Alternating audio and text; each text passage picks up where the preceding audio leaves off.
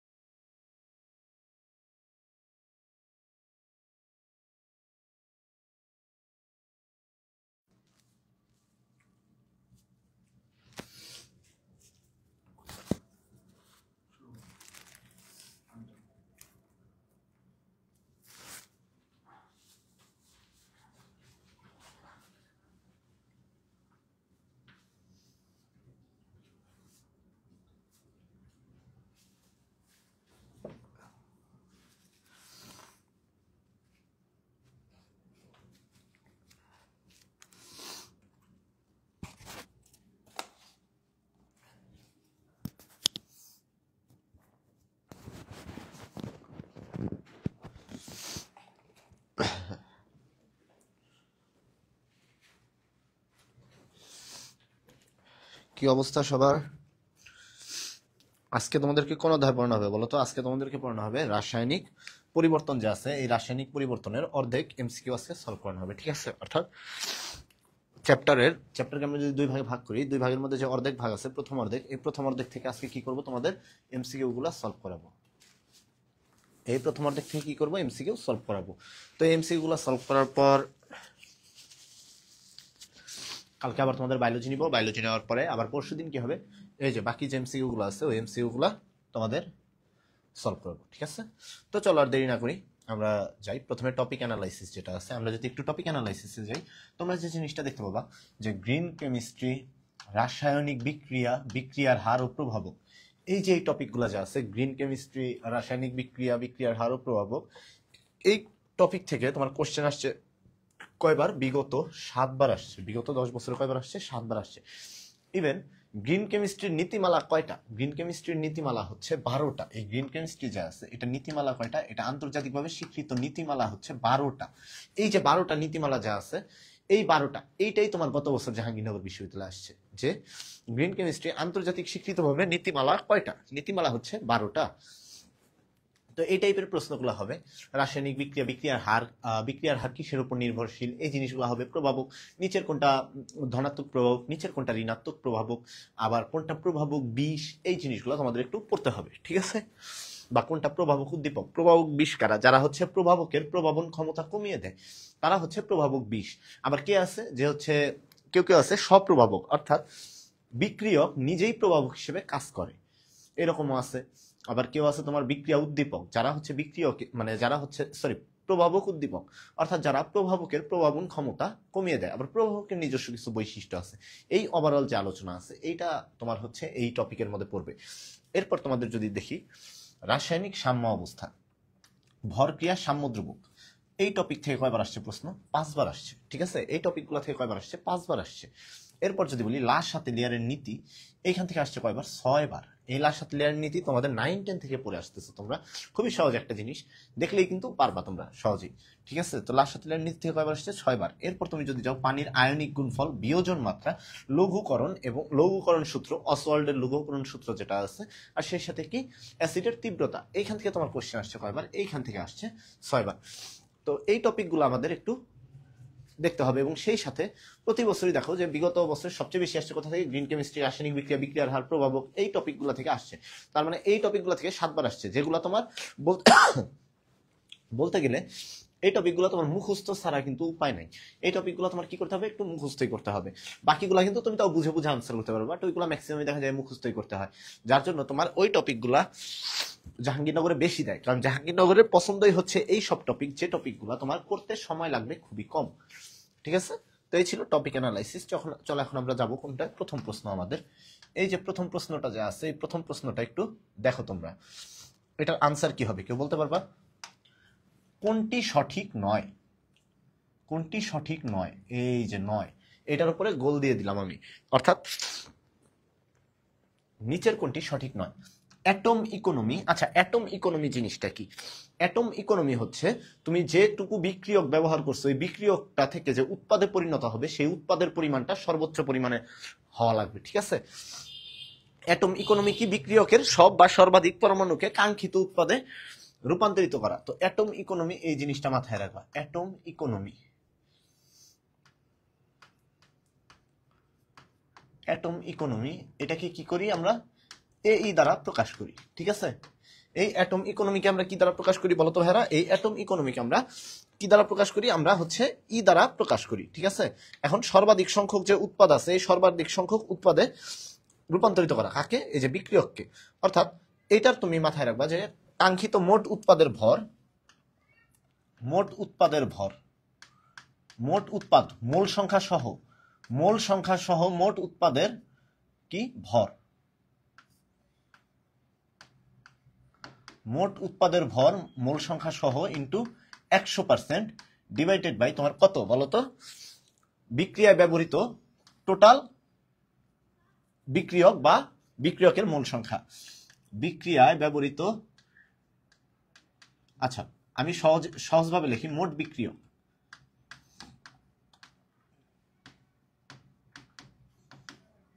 মোট বিক্রিয়কের ভর মোল সংখ্যা সহ। এখন দেখো, উৎপাদ যত বাড়বে অ্যাটম ইকোনমি তত বেশি হবে। তার মানে অ্যাটম ইকোনমি যদি কারো 100% হয়, অ্যাটম ইকোনমি 100% হলে তার মানে মোট উৎপাদের ভর কত? অর্থাৎ তোমার যতটুকু তুমি বিক্রিয়ক ব্যবহার করছো, সম্পূর্ণ বিক্রিয়ক তোমার উৎপাদে রূপান্তরিত হয়েছে। দ্যাট মিনস তোমার অ্যাটম ইকোনমি কত? 100%। তার মানে পরিবেশ বান্ধব। অর্থাৎ এটা কি? এটা হচ্ছে পরিবেশ বান্ধব, যেটা তোমার কি করবে না? পরিবেশে কোনো ইফেক্ট ফেলবে না। অ্যাটম ইকোনমি শূন্য মানে পরিবেশ বান্ধব উৎপাদন। দেখো, অ্যাটম ইকোনমি শূন্য হয়েছে, অর্থাৎ তোমার যতটুকু বিক্রিয়ক ব্যবহার করছো, এটা কি হয় নাই? কাঙ্ক্ষিত উৎপাদ, মানে কাঙ্ক্ষিত উৎপাদে রূপান্তর, ঠিক আছে? অর্থাৎ তুমি যে উৎপাদটা চাও সেই উৎপাদে রূপান্তরিত হয় নাই, ফলে সেই উৎপাদে একটু পরিমাণে রূপান্তরিত হয় নাই, ফলে জিরো। এটা কি পরিবেশ বান্ধব হবে? না, এটা পরিবেশ বান্ধব হবে না। আনসার কোনটা? আনসার সরি,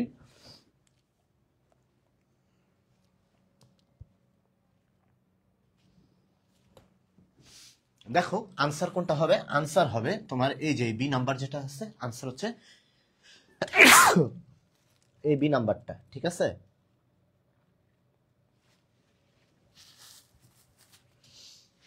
আচ্ছা দেখো, আরেকটা আছে ই ফ্যাক্টর। এই ই ফ্যাক্টর কোনটা জানো? এই ই ফ্যাক্টর হচ্ছে তোমার বজ্র উৎপাদনের, মানে বজ্র পদার্থ উৎপাদনের হার। এটা কি? এটা হচ্ছে বজ্র পদার্থ উৎপাদন, বজ্র পদার্থ উৎপাদনের হার। আচ্ছা ভাইরা বলো, বজ্র পদার্থ উৎপাদনের যে হারটা আছে, এই বজ্র পদার্থ উৎপাদনের হার যত কম হবে, উৎপাদন কি তত পরিবেশ বান্ধব না? তত পরিবেশ বান্ধব। অর্থাৎ বজ্র যত কম উৎপাদন হবে তত পরিবেশ বান্ধব। তার মানে এইটাও সত্যি, অর্থাৎ এইটাও তোমার সঠিক। যদি বলি অ্যাটম ইকোনমি ও ই ফ্যাক্টর পরস্পরের ব্যস্তানুপাতিক, হ্যাঁ, অ্যাটম ইকোনমি যত বেশি হবে আর ই ফ্যাক্টর যত কম হবে, তত কি হবে আমার বলতো? পরিবেশ বান্ধব হবে। কারণ অ্যাটম ইকোনমি মানে কাঙ্ক্ষিত উৎপাদন, আর ই ফ্যাক্টর মানে হচ্ছে তোমার বজ্র পদার্থ উৎপাদনের হার। অর্থাৎ বজ্র পদার্থ যত কম উৎপাদন হবে তত পরিবেশ বান্ধব হবে। তার মানে এই দুইটা কি পরস্পরের বিপরীত? তার মানে এটাও সঠিক। তার মানে কোনটা সঠিক নয়? অর্থাৎ সঠিক নয়, অ্যাটম ইকোনমি 0 হইলে পরিবেশ বান্ধব উৎপাদন, এইটা হচ্ছে সঠিক নয়। তার মানে আনসার কোনটা? আনসার হচ্ছে তোমার বি নাম্বারটা, ঠিক আছে? আনসার কোনটা? আনসার হচ্ছে এই বি নাম্বারটা। আচ্ছা চলো আমরা 2 নাম্বার প্রশ্নে যাই। দেখো, তাপমাত্রা বৃদ্ধি পাইলে বিক্রিয়ার হার কি হয়? বিক্রিয়ার হার কি হবে? তাপমাত্রা বৃদ্ধি পেলে বিক্রিয়ার হার বৃদ্ধি পাবে। কেন বৃদ্ধি পায়? কোন একটা বিক্রিয়ায় তাপমাত্রা বৃদ্ধি করছো, বিক্রিয়ার হার বৃদ্ধি পাইছে। কারণ কি? সংঘর্ষের সংখ্যার বৃদ্ধি, সক্রিয় অণুর সংখ্যার বৃদ্ধি, সক্রিয়ণ শক্তি হ্রাস, সক্রিয়ণ শক্তি বৃদ্ধি। কিসের মাধ্যমে হয়েছে? আচ্ছা তোমাদেরকে বলি, এটা আনসার বেসিক্যালি যদি বলি দুইটাই হয়, এইটাও এও হয় বিও হয় আনসার, তাই না? তারপরেও যদি তোমার বলে যে তাপমাত্রা বৃদ্ধিতে বিক্রিয়ার হার বৃদ্ধির কারণ কি, তাপমাত্রা বৃদ্ধিতে বিক্রিয়ার হার বৃদ্ধির কারণ হচ্ছে, যদি তোমার দুইটার মধ্যে, যেহেতু দুইটাই সঠিক আনসার এখানে আছে, বাট তোমার তো দাগাইতে হবে যে কোনো একটা। তো তোমরা যখন দাগাবা, তোমরা অবভিয়াসলি এই বি নাম্বারটা দাগাবা, ঠিক আছে? কোনটা দাগাবা? এই বি নাম্বার যেটা আছে এই বি নাম্বারটা দাগাবা, ঠিক আছে? সংঘর্ষ সংখ্যার বৃদ্ধি, সক্রিয় অণুর সংখ্যা বৃদ্ধি, মূলত সক্রিয় অণুর সংখ্যা বৃদ্ধি পায়। এই সংঘর্ষ বৃদ্ধি পাওয়ার কারণে মূলত কি হয়, সক্রিয় অণুর সংখ্যা বৃদ্ধি পায়। এই সক্রিয় অণুর সংখ্যা বৃদ্ধি পেলেই তবেই কিন্তু বিক্রিয়াটা সংগঠিত হয়, ঠিক আছে? তার মানে তাপমাত্রা বৃদ্ধি পেলে কি হয়, সক্রিয় অণুর সংখ্যা বৃদ্ধি পায়। আর তোমার নর্মালি যদি বলি সক্রিয়ণ শক্তি কি, সক্রিয়ণ শক্তি যেটা আছে তোমার একটা বিক্রিয়কের যতটুকু শক্তি প্রয়োগ করলে ওই বিক্রিয়কটা উৎপাদে রূপান্তরিত হইতে পারবে, এটাই হচ্ছে তার কি সক্রিয়ণ শক্তি।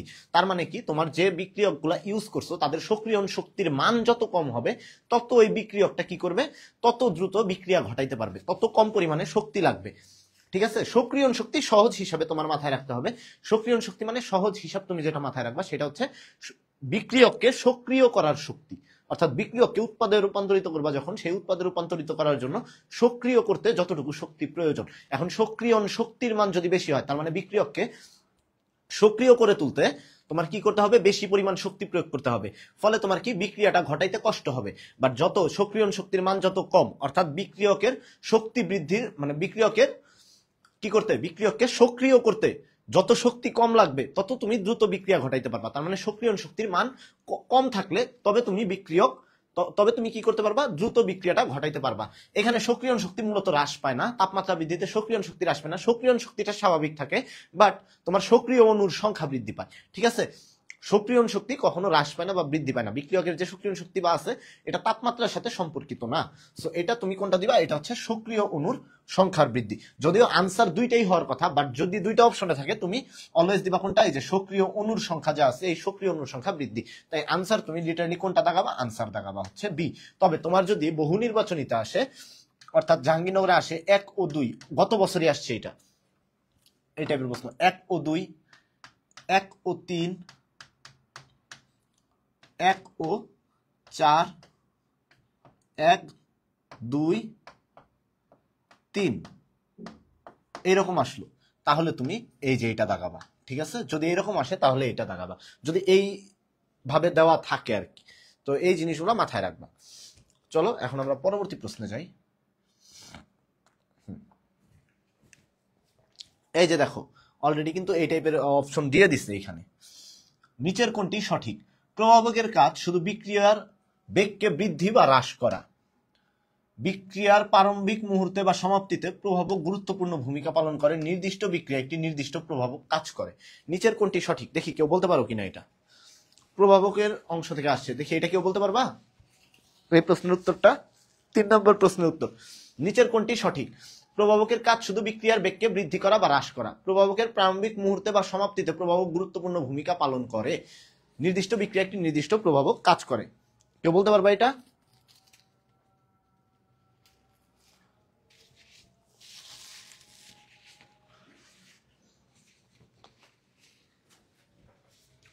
কেউ পারবা এটা?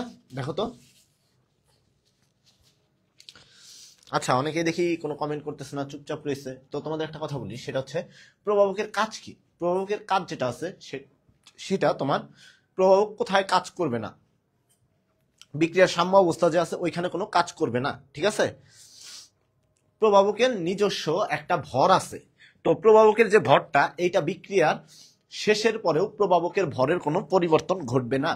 আর প্রভাবক, তোমার একটা জিনিস মাথায় রাখতে হবে, প্রভাবক আরেকটা কাজ করে না, সেটা হচ্ছে বিক্রিয়া শুরু বা শেষ করার নির্দেশটা প্রভাবক কখনোই দেয় না।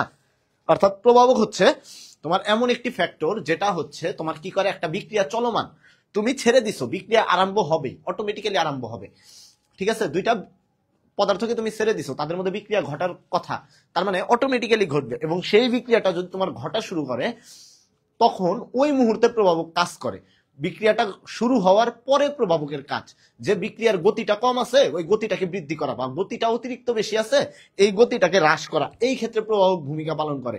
বাট প্রভাবক কখনোই তোমার কি করে না, এই বিক্রিয়ার যে প্রারম্ভিক মুহূর্ত বা সমাপ্তি যে ঘটে, অর্থাৎ বিক্রিয়ার শুরু এবং সমাপ্তি, এই ক্ষেত্রে প্রভাবক কোনো ভূমিকা পালন করে না। তার মানে তোমার কোনটা সঠিক?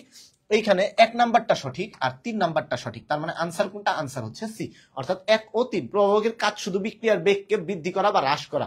নির্দিষ্ট বিক্রিয়ায় হ্যাঁ, একটা নির্দিষ্ট বিক্রিয়া একটা নির্দিষ্ট প্রভাবক কাজ করে, এবং প্রভাবক কি করে, বিক্রিয়ার বেগকে বৃদ্ধি করে বা হ্রাস করে। প্রভাবকের কি হয় না, প্রভাবকের ভরের কোনো পরিবর্তন হয় না। প্রভাবকের ভর প্রভাবকের ভর এর পরিবর্তন হয় না, ঠিক আছে, এটাও মাথায় রাখবা। প্রভাবকের কি হয় না, ভরের কোনো পরিবর্তন হয় না, অর্থাৎ বিক্রিয়ার প্রারম্ভিক মুহূর্তে বা সমাপ্তিতে প্রভাবক কি করে, গুরুত্বপূর্ণ ভূমিকা পালন করে। এইটা সঠিক না, কারণ দুইটা পদার্থকে তুমি রেখে দিছো, ওই দুইটা পদার্থ বিক্রিয়া করার হলে তারা এমনি করবে, বাট বিক্রিয়াটা শুরু হওয়ার পরে বিক্রিয়ার গতি যদি হ্রাস থাকে সেই ক্ষেত্রে প্রভাবক গতিটাকে বৃদ্ধি করে দেয়, আর যদি গতি অতিরিক্ত পরিমাণে বেশি থাকে তাহলে প্রভাবক গতিটাকে কমিয়ে আনে, জাস্ট এইটুকুই, এর বেশি কিছু না। আর প্রভাবক খুব স্বল্প মাত্রায় থাকলে এই স্বল্প মাত্রায় তোমার যথেষ্ট পুরো একটা বিক্রিয়ার গতি বৃদ্ধি করা বা বিক্রিয়ার গতি হ্রাস করার জন্য, অর্থাৎ প্রভাবক কতটুকু উপস্থিত থাকে, খুবই স্বল্প পরিমাণে উপস্থিত থাকে, এই কাজগুলো করে, ঠিক আছে। তার মানে আনসার কোনটা, আনসার হচ্ছে তোমার সি নাম্বারটা। কোনটি সুক্রেজকে ভেঙে গ্লুকোজে পরিণত করতে প্রভাবক হিসেবে কাজ করে, ডায়াস্টেস, জাইমেস, ইনভার্টেস নাকি ম্যালটেস?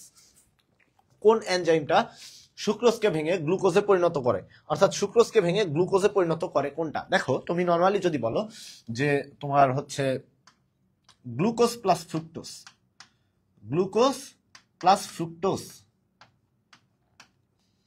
এই গ্লুকোজ প্লাস ফ্রুক্টোজ এরা দুটি মিলে বিক্রিয়া করে তোমার কি তৈরি করে, তোমার হচ্ছে সুক্রোজ তৈরি করে। গ্লুকোজ প্লাস ফ্রুক্টোজ, এই গ্লুকোজ হচ্ছে একটা মনোস্যাকারাইড আর ফ্রুক্টোজ হচ্ছে একটা মনোস্যাকারাইড, অর্থাৎ এরা হচ্ছে দুইটা মনোস্যাকারাইড একত্রিত হয়ে তোমার কি তৈরি করছে, একটা সুক্রোজ তৈরি করছে, যেটা হচ্ছে তোমার কি ডাইস্যাকারাইড। এখন দেখো যদি উল্টো ঘটনা ঘটে, অর্থাৎ সুক্রোজটা যদি কোনো কারণে ভাঙে, সুক্রোজটা ভাঙলে কি উৎপন্ন হবে, গ্লুকোজ প্লাস ফ্রুক্টোজ, ঠিক আছে, সুক্রোজটা ভাঙলে কি উৎপন্ন হবে, গ্লুকোজ প্লাস ফ্রুক্টোজ, অর্থাৎ এটা কি ইনভার্সন ঘটতেছে বা বিপরীত প্রক্রিয়া ঘটতেছে। যেহেতু বিপরীত প্রক্রিয়া ঘটতেছে এই ক্ষেত্রে এইভাবে তুমি মাথায় রাখবা, তার মানে এই ক্ষেত্রে কে ব্যবহৃত হচ্ছে, ইনভার্টেজ এনজাইম ব্যবহৃত হচ্ছে, অর্থাৎ কোনটা, আনসার হচ্ছে সি নাম্বারটা, ঠিক আছে। এই ক্ষেত্রে কে ব্যবহৃত হচ্ছে, এই ক্ষেত্রে তোমার ইনভার্টেজ এনজাইম যেটা আছে এই ইনভার্টেজ এনজাইম ব্যবহৃত হবে, অর্থাৎ তোমার প্রভাবক হিসেবে কে কাজ করবে, এই ইনভার্টেজ এনজাইম যেটা আছে এই ইনভার্টেজ এনজাইম প্রভাবক হিসেবে কাজ করবে, ঠিক আছে, এই জিনিসটুকু মাথায় রাখবা। আচ্ছা, হাইড্রোজেন ও অক্সিজেন এই দুইটার সংশ্লেষণ বিক্রিয়ায় প্রভাবক হিসেবে কাজ করে কোনটি, হাইড্রোজেন ও অক্সিজেনের সংশ্লেষণ বিক্রিয়ায়, ঠিক আছে।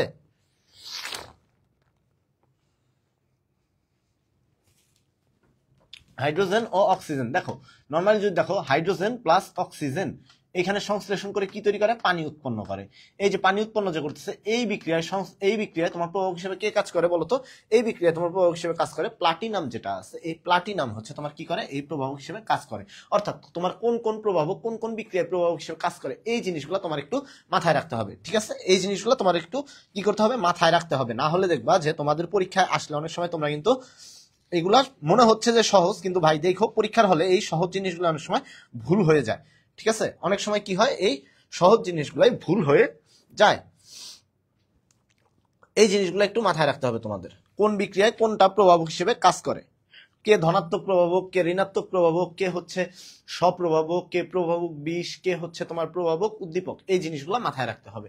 তো এই বিক্রিয়া কে করে, এই হাইড্রোজেন ও অক্সিজেন সংশ্লেষণ বিক্রিয়া, এরা সংশ্লেষিত কি তৈরি করে, এই হাইড্রোজেন এবং অক্সিজেন এরা মিলিত হয়ে তোমার কি তৈরি করবে, পানি উৎপন্ন করবে। এই যে পানি যে উৎপন্ন করলো, এই পানি উৎপন্ন করার সময় কে প্রভাবক হিসেবে কাজ করবে, এই যে প্লাটিনাম যে আছে এই প্লাটিনাম হচ্ছে প্রভাবক হিসেবে কাজ করবে, ঠিক আছে, এটুকু মাথায় রাখবা। চলো এখন আমরা পরবর্তী প্রশ্নে যাই।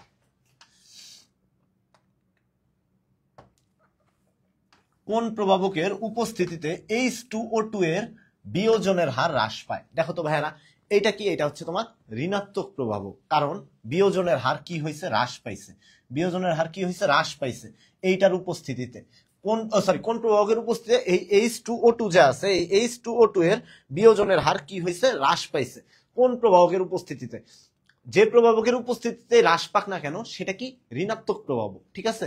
এখন ঋণাত্মক প্রভাবক কারা, নর্মালি যদি বলি খনিজ যারা আছে, এই খনিজ অ্যাসিড যারা আছে এরা কি করে, এই খনিজ অ্যাসিড গুলা ঋণাত্মক প্রভাবক হিসেবে কাজ করে। এখন খনিজ অ্যাসিড গুলা কি করে, ঋণাত্মক প্রভাবক হিসেবে কাজ করে, তার মানে যারা ব্যবহৃত হচ্ছে তারা কি, তারা হচ্ছে এই বিক্রিয়ায় যারা ব্যবহৃত হবে তারা হচ্ছে কি ঋণাত্মক প্রভাবক। এখন দেখো এই যে ঋণাত্মক প্রভাবক কারা, এটা একটু মাথায় রাখবা।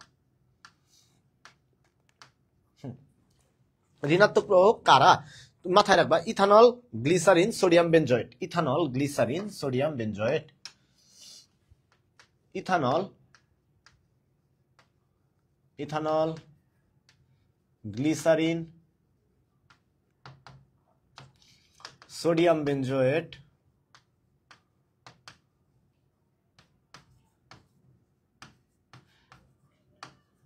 এই যে গ্লিসারিন ঋণাত্মক প্রভাবক, এটাও কিন্তু তোমার ভর্তি পরীক্ষায় আসে, ঠিক আছে? মেডিকেল ভর্তি পরীক্ষা আসছিল যে নিচের কোনটি ঋণাত্মক প্রভাবক, আনসার ছিল কোনটা? গ্লিসারিন। তো এরকম কিন্তু আসে। তারপরে অ্যানিসল,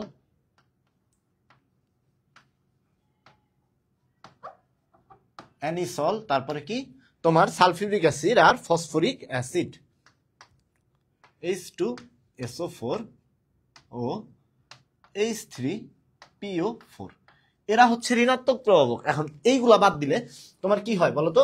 এইগুলা যদি বাদ দেয় তাহলে বাকি যারা আছে তারা ধনাত্মক প্রভাবক তুমি বলতে পারো। আবার এর মধ্যে এই Mn2+ আছে বা ম্যাঙ্গানাস আয়ন যেটা আছে, এই ম্যাঙ্গানাস আয়ন যদি কারোর মধ্যে থাকে, এটা কি? এটা হচ্ছে স্বপ্রভাবক, অর্থাৎ সে নিজেই প্রভাবক হিসেবে কাজ করবে।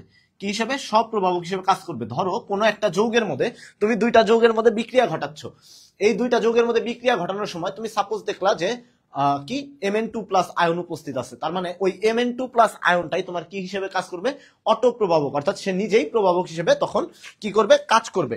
আবার যদি তুমি বলো যে প্রভাবক বিষ কারা, প্রভাবক বিষ আরেকটা জিনিস আছে, সেটা হচ্ছে আর্সেনিক ও বেরিয়াম সালফেট, আর্সেনিক অক্সাইড এবং barium sulphate, As2O3 barium sulphate, এরা কি? এরা দুজন হচ্ছে প্রভাবক বিষ, অর্থাৎ যারা প্রভাবকের প্রভাবন ক্ষমতা কমিয়ে দেয়। প্রভাবক কি? বিষ। এরা হচ্ছে প্রভাবকের কি করে? প্রভাবন ক্ষমতা কমিয়ে দেয়, ঠিক আছে? এরপরে তোমার যদি বলি যে প্রভাবক উদ্দীপক কারা, প্রভাবক উদ্দীপকের মধ্যে আছে তোমার ফেরাস আছে। যেমন ফেরাস কার সাথে থাকে? যখন তোমার হচ্ছে aluminium oxide plus potassium oxide, aluminium oxide plus potassium oxide, এইটার সাথে যদি ফেরাস থাকে তখন ফেরাস কি হিসেবে কাজ করে? ফেরাস হচ্ছে তোমার প্রভাবক উদ্দীপক হিসেবে কাজ করে। আবার তুমি যদি বলো যে potassium oxide plus chromium oxide, এইটার সাথেও যখন ফেরাস থাকবে তখনও কি করবে? ফেরাস প্রভাবক উদ্দীপক হিসেবে কাজ করবে, ঠিক আছে? যারা হচ্ছে প্রভাবকের প্রভাবন ক্ষমতা বৃদ্ধি করে দেয়। এই জিনিসগুলো একটু মাথায় রাখতে হবে। এখন দেখো এখানে কি আছে? ম্যাঙ্গানাস অক্সাইড, তারপর সালফিউরিক অ্যাসিড HCl, এইখানে তোমার কে হচ্ছে ঋণাত্মক প্রভাবক হিসেবে কাজ করবে? দেখো তো ভাইরা, এখানে ঋণাত্মক প্রভাবক হিসেবে কাজ করবে কে? যেহেতু এরা হচ্ছে ঋণাত্মক প্রভাবক, এইগুলার মধ্যে তুমি দেখো কার বৈশিষ্ট্য আছে এখানে? এই যে এর বৈশিষ্ট্যটা আছে, অর্থাৎ এর ঋণাত্মক প্রভাবক হিসেবে কাজ করতেছে। যেহেতু H2O2 এর বিয়োজনের হার হ্রাস পাইছে, তার মানে এখানে কে কাজ করছে? ঋণাত্মক প্রভাবক কাজ করছে কোনো। এখন ঋণাত্মক প্রভাবক এখানে কারা আছে? এখানে ঋণাত্মক প্রভাবক যারা আছে তাদের মধ্যে থেকে একজন হবে। অপশন চেক করলেই দেখবা যে ঋণাত্মক প্রভাবকের একটা অপশনই এখানে দেওয়া আছে, সেটা হচ্ছে সালফিউরিক অ্যাসিড। তার মানে কাজ করছে কে? এই সালফিউরিক অ্যাসিড, অর্থাৎ সে হচ্ছে ঋণাত্মক প্রভাবক হিসেবে কাজ করছে। আচ্ছা, সাম্যাঙ্কের উপর তাপমাত্রার প্রভাব ব্যাখ্যার জন্য ভ্যান হফের সমীকরণ কোনটি? ভ্যান হফের সমীকরণ কোনটি? কেউ বলতে পারবা ভ্যান হফের সমীকরণ কোনটা? তোমাদেরকে বলি ভ্যান হফের সমীকরণ, আমি লিখে দেই।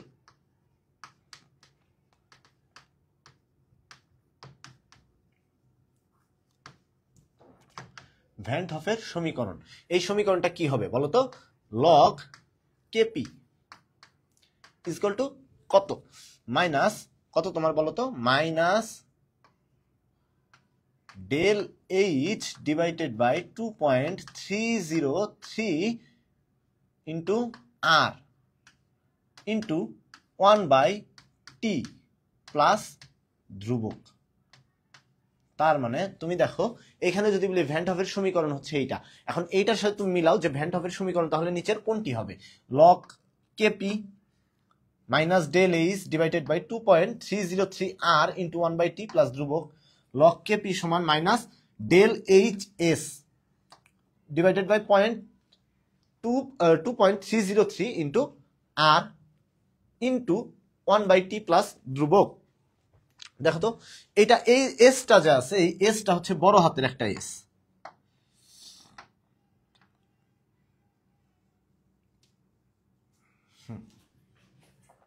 এখন দেখো এখানে লগ কেপি সমান ডেল এইচ প্লাস, এটা মাইনাস কিন্তু দেওয়া নাই, তার মানে মাইনাস না থাকলে এটা এমনি টোটালি তুমি বাদ দিয়ে দিতে পারতেছো। লগ কেপি এটা মাইনাস দেওয়া আছে সামনে, বাট দেখো এইচ আর দেওয়া আছে। এই যে আর যেটা আছে, এই আরটা হচ্ছে মোলার গ্যাস ধ্রুবক, এই 8টা কি উপরে হবে নাকি নিচে হবে? অবভিয়াসলি নিচে হবে। এইচ এর সাথে কোনো কিছু নাই, ডেল এইচ মানে শুধু ডেল এইচ থাকবে উপরে। তার মানে আনসার কোনটা? আনসার হচ্ছে, দেখো আমি যে সমীকরণটা তোমাদের লিখে দিছি ওইটার সাথে এই যে এটা মিলে যায়, অর্থাৎ প্রথম যেটা আছে এই প্রথমটাই হচ্ছে তোমার কি ভ্যান হফের সমীকরণ। ঠিক আছে, প্রথমটাই হচ্ছে তোমার কি ভ্যান হফের সমীকরণ।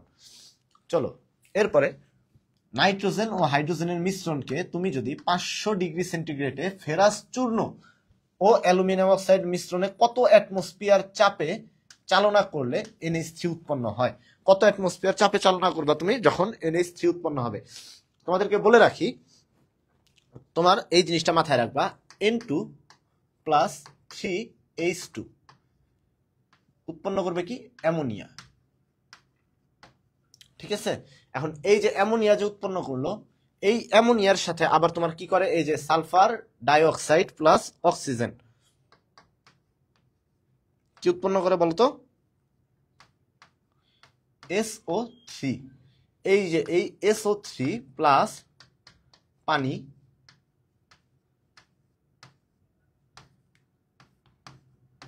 H2SO4। ঠিক আছে, এই H2SO4 N2O2 এরা মিলে কি উৎপন্ন করে? 2NO উৎপন্ন করে, বা নাইট্রাস অক্সাইড। এরপরে কার্বন মনোক্সাইড প্লাস কি তোমার হাইড্রোজেন। এটাকে তুমি কি করছো বলো তো? এটাকে তুমি উচ্চ বায়ুচাপের মধ্যে চালনা করছো। উচ্চ বায়ুচাপের মধ্যে চালনা করলে এটা CH3OH, অর্থাৎ মিথানল উৎপন্ন হয়েছে।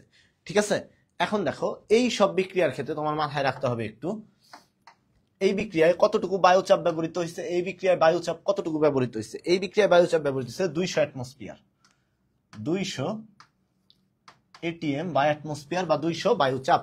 যদি বলি এই যে এই বিক্রিয়াটা আছে, এই দুইটা মিলে হচ্ছে একটা বিক্রিয়া, এই বিক্রিয়ায় বায়ুচাপ কতটুকু ব্যবহৃত হয়েছে? 1.7 অ্যাটমসফিয়ার বা 172 কিলো প্যাসকেল চাপ। ঠিক আছে, 172 কিলো প্যাসকেল, বা তুমি এটাকে এইভাবে লিখতে পারো 172 ইন্টু 10⁻³ প্যাসকেল। ঠিক আছে, এইটায় এই বিক্রিয়ায় এতটুকু বায়ুচাপ ব্যবহৃত হয়েছে। এরপর নাইট্রোজেন আর অক্সিজেন 2NO যে উৎপন্ন করছে, এই বিক্রিয়ায় তোমার তাপমাত্রা ব্যবহৃত হয়েছে কত? এই বিক্রিয়া হচ্ছে তাপমাত্রা ব্যবহৃত হয়, তাপমাত্রা 3000 degree centigrade, 3000 degree centigrade, 3000 degree centigrade. আর কার্বন মনোক্সাইড প্লাস হচ্ছে এই যে হাইড্রোজেন, এরা উচ্চ বায়ুচাপে বিক্রিয়া করে কি করছে বলতো?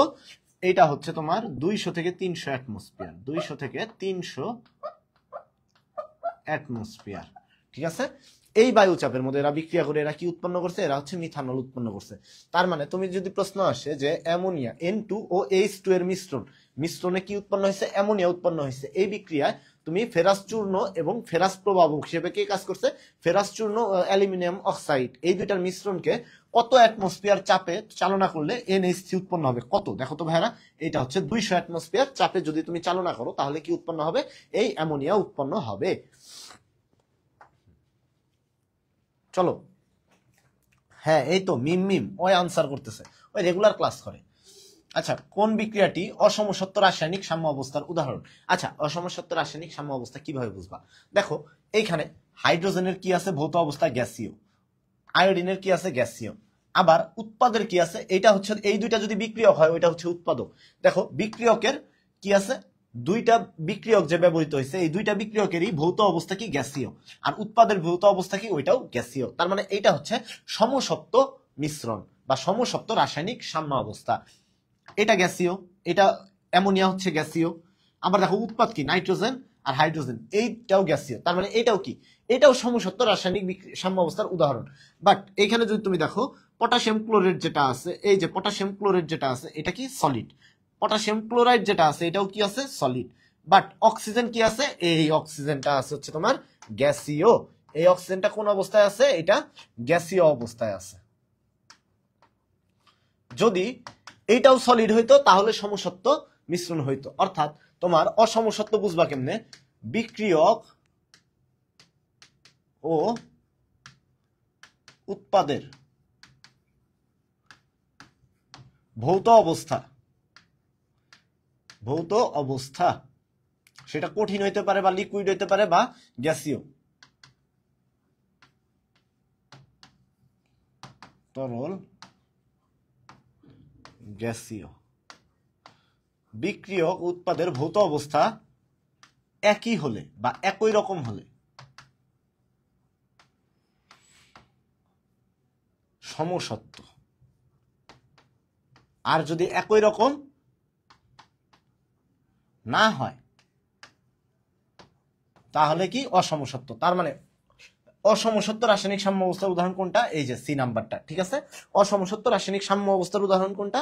তোমার এই যে সি নাম্বার যেটা আছে, এই সি নাম্বারটা হচ্ছে অসমসত্ব রাসায়নিক সাম্য অবস্থার উদাহরণ। অর্থাৎ বিক্রিয়ক উৎপাদের ভৌত অবস্থা তুমি দেখবা, বিক্রিয়ক উৎপাদের ভৌত অবস্থা যদি একই রকম হয় তাহলে হচ্ছে তোমার কি সমসত্ব সাম্য অবস্থা। আর যদি বিক্রিয়ক উৎপাদ যে কোনোটার যদি একটা ভৌত অবস্থা ভিন্ন থাকে, যেমন এখানে তুমি দেখো যে এইটা আছে সলিড, এইটাও আছে সলিড, বাট এই যে তোমার অক্সিজেনটা কি আছে? অক্সিজেন হচ্ছে গ্যাসীয় অবস্থায় আছে।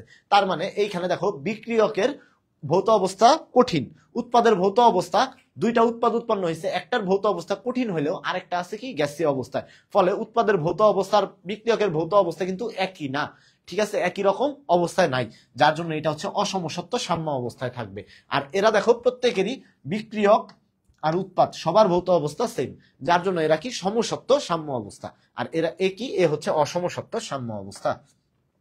চলো আমরা এটা দেখি একটু, এই বিক্রিয়াটা একটু দেখবো। নাইট্রোজেন প্লাস 3 হাইড্রোজেন 2 অ্যামোনিয়া বিক্রিয়াটির ক্ষেত্রে কোনটি সঠিক? বিক্রিয়াটার ক্ষেত্রে কোনটি সঠিক? দেখো এই বিক্রিয়াটা যা আছে, এই বিক্রিয়াটার ক্ষেত্রে কোনটা সঠিক। অর্থাৎ তুমি যদি এটার কেসির মান বের করতে যাও তাহলে কি হবে? উৎপাদের ঘনমাত্রা সমান বিক্রিয়কের ঘনমাত্রা। তুমি জানো কেসি সমান কি? উৎপাদের ঘনমাত্রা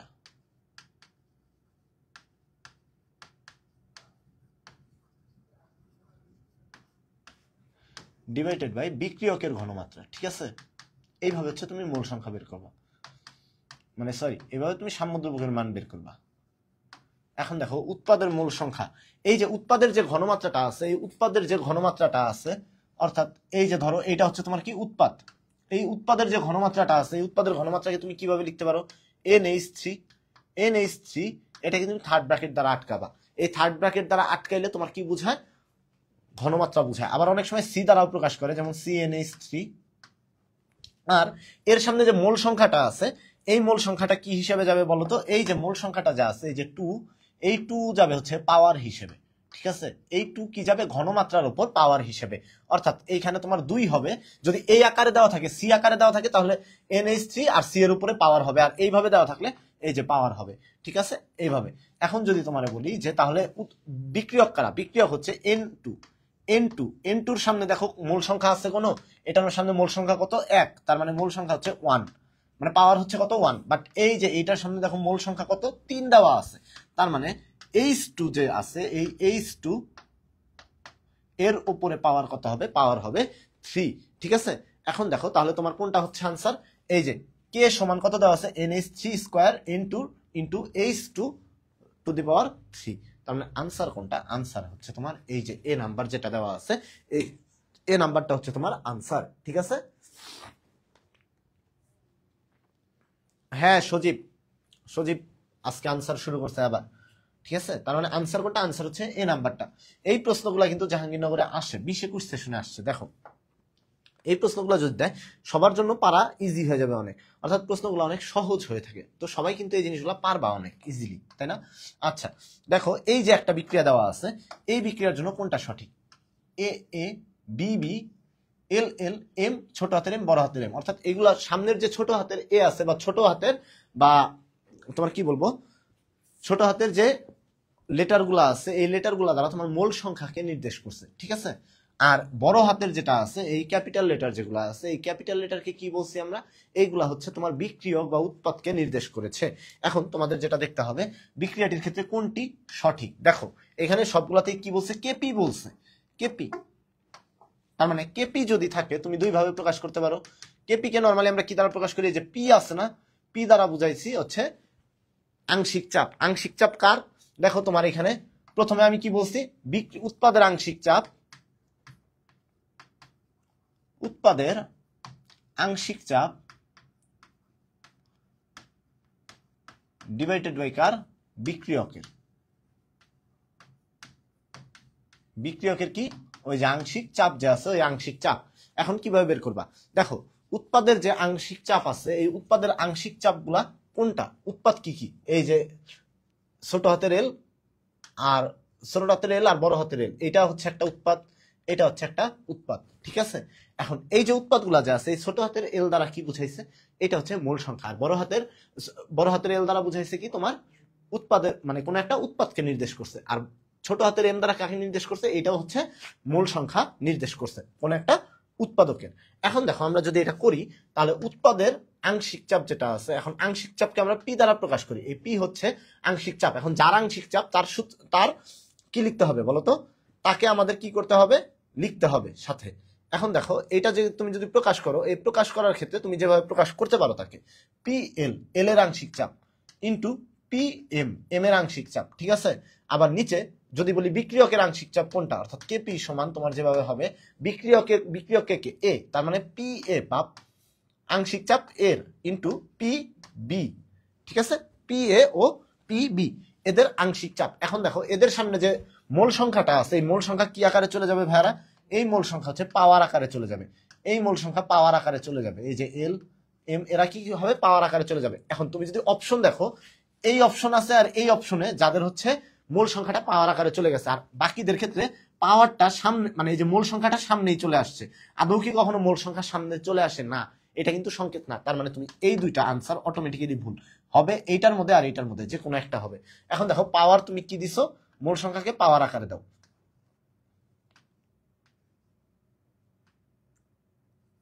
এখন দেখো ভাইয়ারা তুমি যদি একটু লক্ষ্য করো, এইখানে দেখো ওপরে দেওয়া আছে কি, ওপরে দেওয়া আছে বিক্রিয়কের আংশিক চাপ ডিভাইডেড বাই উৎপাদের আংশিক চাপ, বাট আমাদের সূত্র মতো আমরা কি জানি, উৎপাদের আংশিক চাপের গুণফল বা উৎপাদের আংশিক চাপ ডিভাইডেড বাই বিক্রিয়কের আংশিক চাপ। ফলে এই আনসারটাও ভুল, কারণ এখানে প্রথমে বিক্রিয়কেরটা দেওয়া আছে উপরে আর উৎপাদেরটা দেওয়া আছে নিচে, তার মানে বাকি রইল কোনটা, এইটা বি নাম্বারটা, এইটা হচ্ছে আনসার। কারণ এইখানে দেখো আংশিক চাপ এল এর আংশিক চাপ এম এর আংশিক চাপ, এল আর এম হচ্ছে উৎপাদক, তার মানে উৎপাদের আংশিক চাপ, আর এইখানে এ আর বি যেটা আছে এটা হচ্ছে বিক্রিয়ক ডিভাইডেড বাই বিক্রিয়কের আংশিক চাপ। তার মানে আনসার কোনটা, আনসার হচ্ছে তোমার বি নাম্বারটা, ঠিক আছে। আনসার কোনটা, আনসার হচ্ছে বি নাম্বারটা। আচ্ছা এখন দেখো এখানে যে তুমি একটা প্রশ্ন লক্ষ্য করো, এই প্রশ্নটা দেখি আমাকে কেউ সলভ দিতে পারো কিনা, কেউ বলতে পারবা এই বিক্রিয়ার কেসির মান কত, sodium carbonate plus sulphur dioxide, এই sodium carbonate sulphur dioxide plus half অণু অক্সিজেন, অর্থাৎ হাফ অণু অক্সিজেন এদের বিক্রিয়া তোমার যেটা তৈরি হয়, এই যে দেখো সোডিয়াম কি হয় বলতো, সোডিয়াম থায়োসালফেট যেটা আছে থায়োসালফেট প্লাস কার্বন ডাইঅক্সাইড এরা উৎপন্ন হয়েছে। এখন এদের বিক্রিয়ায় কেসির মান কত, এদের বিক্রিয়ায় কেসির মান কত, দেখো এদের বিক্রিয়ায় কেসির মান কত, দেখি কেউ বলতে পারো কিনা যে কোনটা কেসির মান হবে। আচ্ছা কেসি ও কেপি, এটা মাথায় রাখবা যে কেসি ও কেপি যা আছে এদের মান কিসের উপর ডিপেন্ড করে, কেউ বলতে পারবা যে কেপি আর কেসির মান কিসের উপর ডিপেন্ড করে, বিক্রিয়ায় কঠিন অবস্থা ও কেপি ও কেসি এরা কি হবে না জানো, বিক্রিয়ক বা উৎপাদের কঠিন অবস্থায় বিবেচিত হবে না, বিক্রিয়ক বা উৎপাদের কোন অবস্থায় কঠিন অবস্থায় বিবেচিত হবে না, কঠিন অবস্থায় কি হবে না, বিবেচিত হবে না, কঠিন অবস্থায় কি হবে না, বিবেচিত হবে না, এটা মাথায় রাখবা। বিক্রিয়ক বা উৎপাদের কোন অবস্থায় কঠিন অবস্থায় বিবেচিত হবে না। এখন তোমার যেটা মাথায় রাখতে হবে দেখো, তার মানে আমরা যদি একটু লক্ষ্য করি এখানে কঠিন অবস্থা কোনটা, এইটা, তার মানে এইটাকে আমরা আওতায় আনবো না, আবার এইখানে কি আছে এটা কঠিন অবস্থা, এইটুকু আওতায় আনবো না।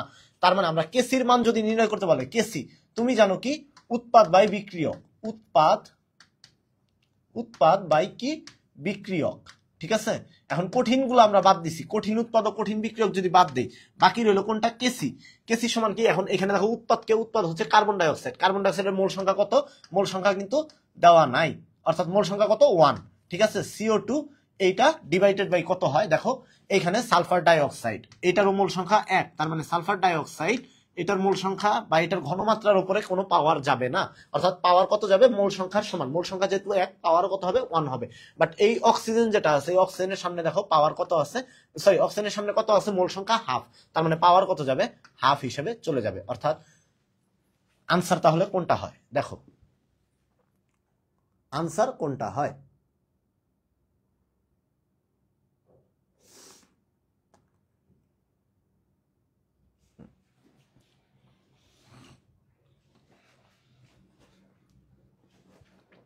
কোনটা হবে দেখো, তার মানে আনসার হচ্ছে তোমার carbon dioxide divided by sulphur dioxide into oxygen to the power half. ঠিক আছে, তার মানে আনসার কোনটা, আনসার যে এ নাম্বারটা দেওয়া আছে, এই এ নাম্বারটা হচ্ছে তোমার কি আনসার। ঠিক আছে, এ নাম্বারটা কি, এ নাম্বারটা হচ্ছে আনসার। আচ্ছা দেখো, এরপরে তোমার কাছে একটা প্রশ্ন আছে, একটু দেখি, আমাদের একটু মনে হয় ছোট করতে হবে।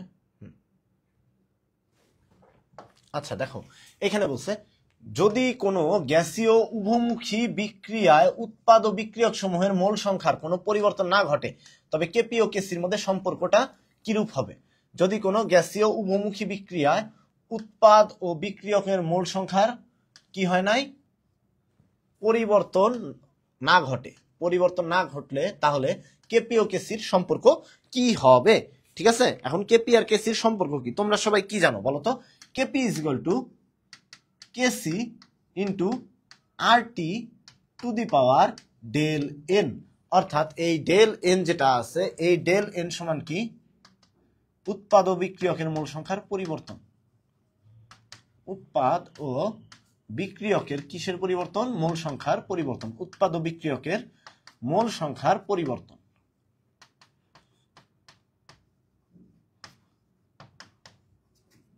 এখন পরিবর্তন কি ঘটছে, ঘটে নাই। এই বিক্রিয়া কি মোল সংখ্যার পরিবর্তন ঘটছে, ঘটে নাই। তার মানে ডেল এন সমান কত, ডেল এন সমান 0। এখন ডেল এন সমান যদি তুমি 0 বসাও, তার মানে K C into R T to the power 0। Del N এর মান যদি হয় 0, তার মানে দেখো কেসি ইন্টু কত, 1। সুতরাং এটা কি হবে, কেপি ইজ ইকুয়াল টু কত হবে, কেসি হবে। কেপি ইজ ইকুয়াল টু কি হবে, কেসি হবে। অর্থাৎ আনসার কোনটা, আনসার হচ্ছে তোমার সি নাম্বার যেটা আছে, এই সি নাম্বারটা। ঠিক আছে, অর্থাৎ কেপি ইজ ইকুয়াল টু কি হবে, কেপি ইজ ইকুয়াল টু কেসি।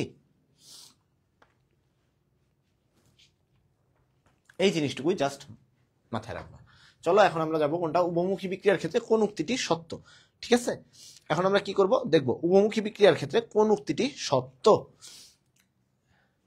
স্থির তাপমাত্রায় সাম্যাঙ্কের মান স্থির থাকে।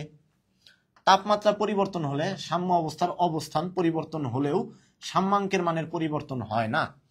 তোমাদেরকে একটা কথা বলি, উভমুখী বিক্রিয়ায় তোমার টেম্পারেচার পরিবর্তন,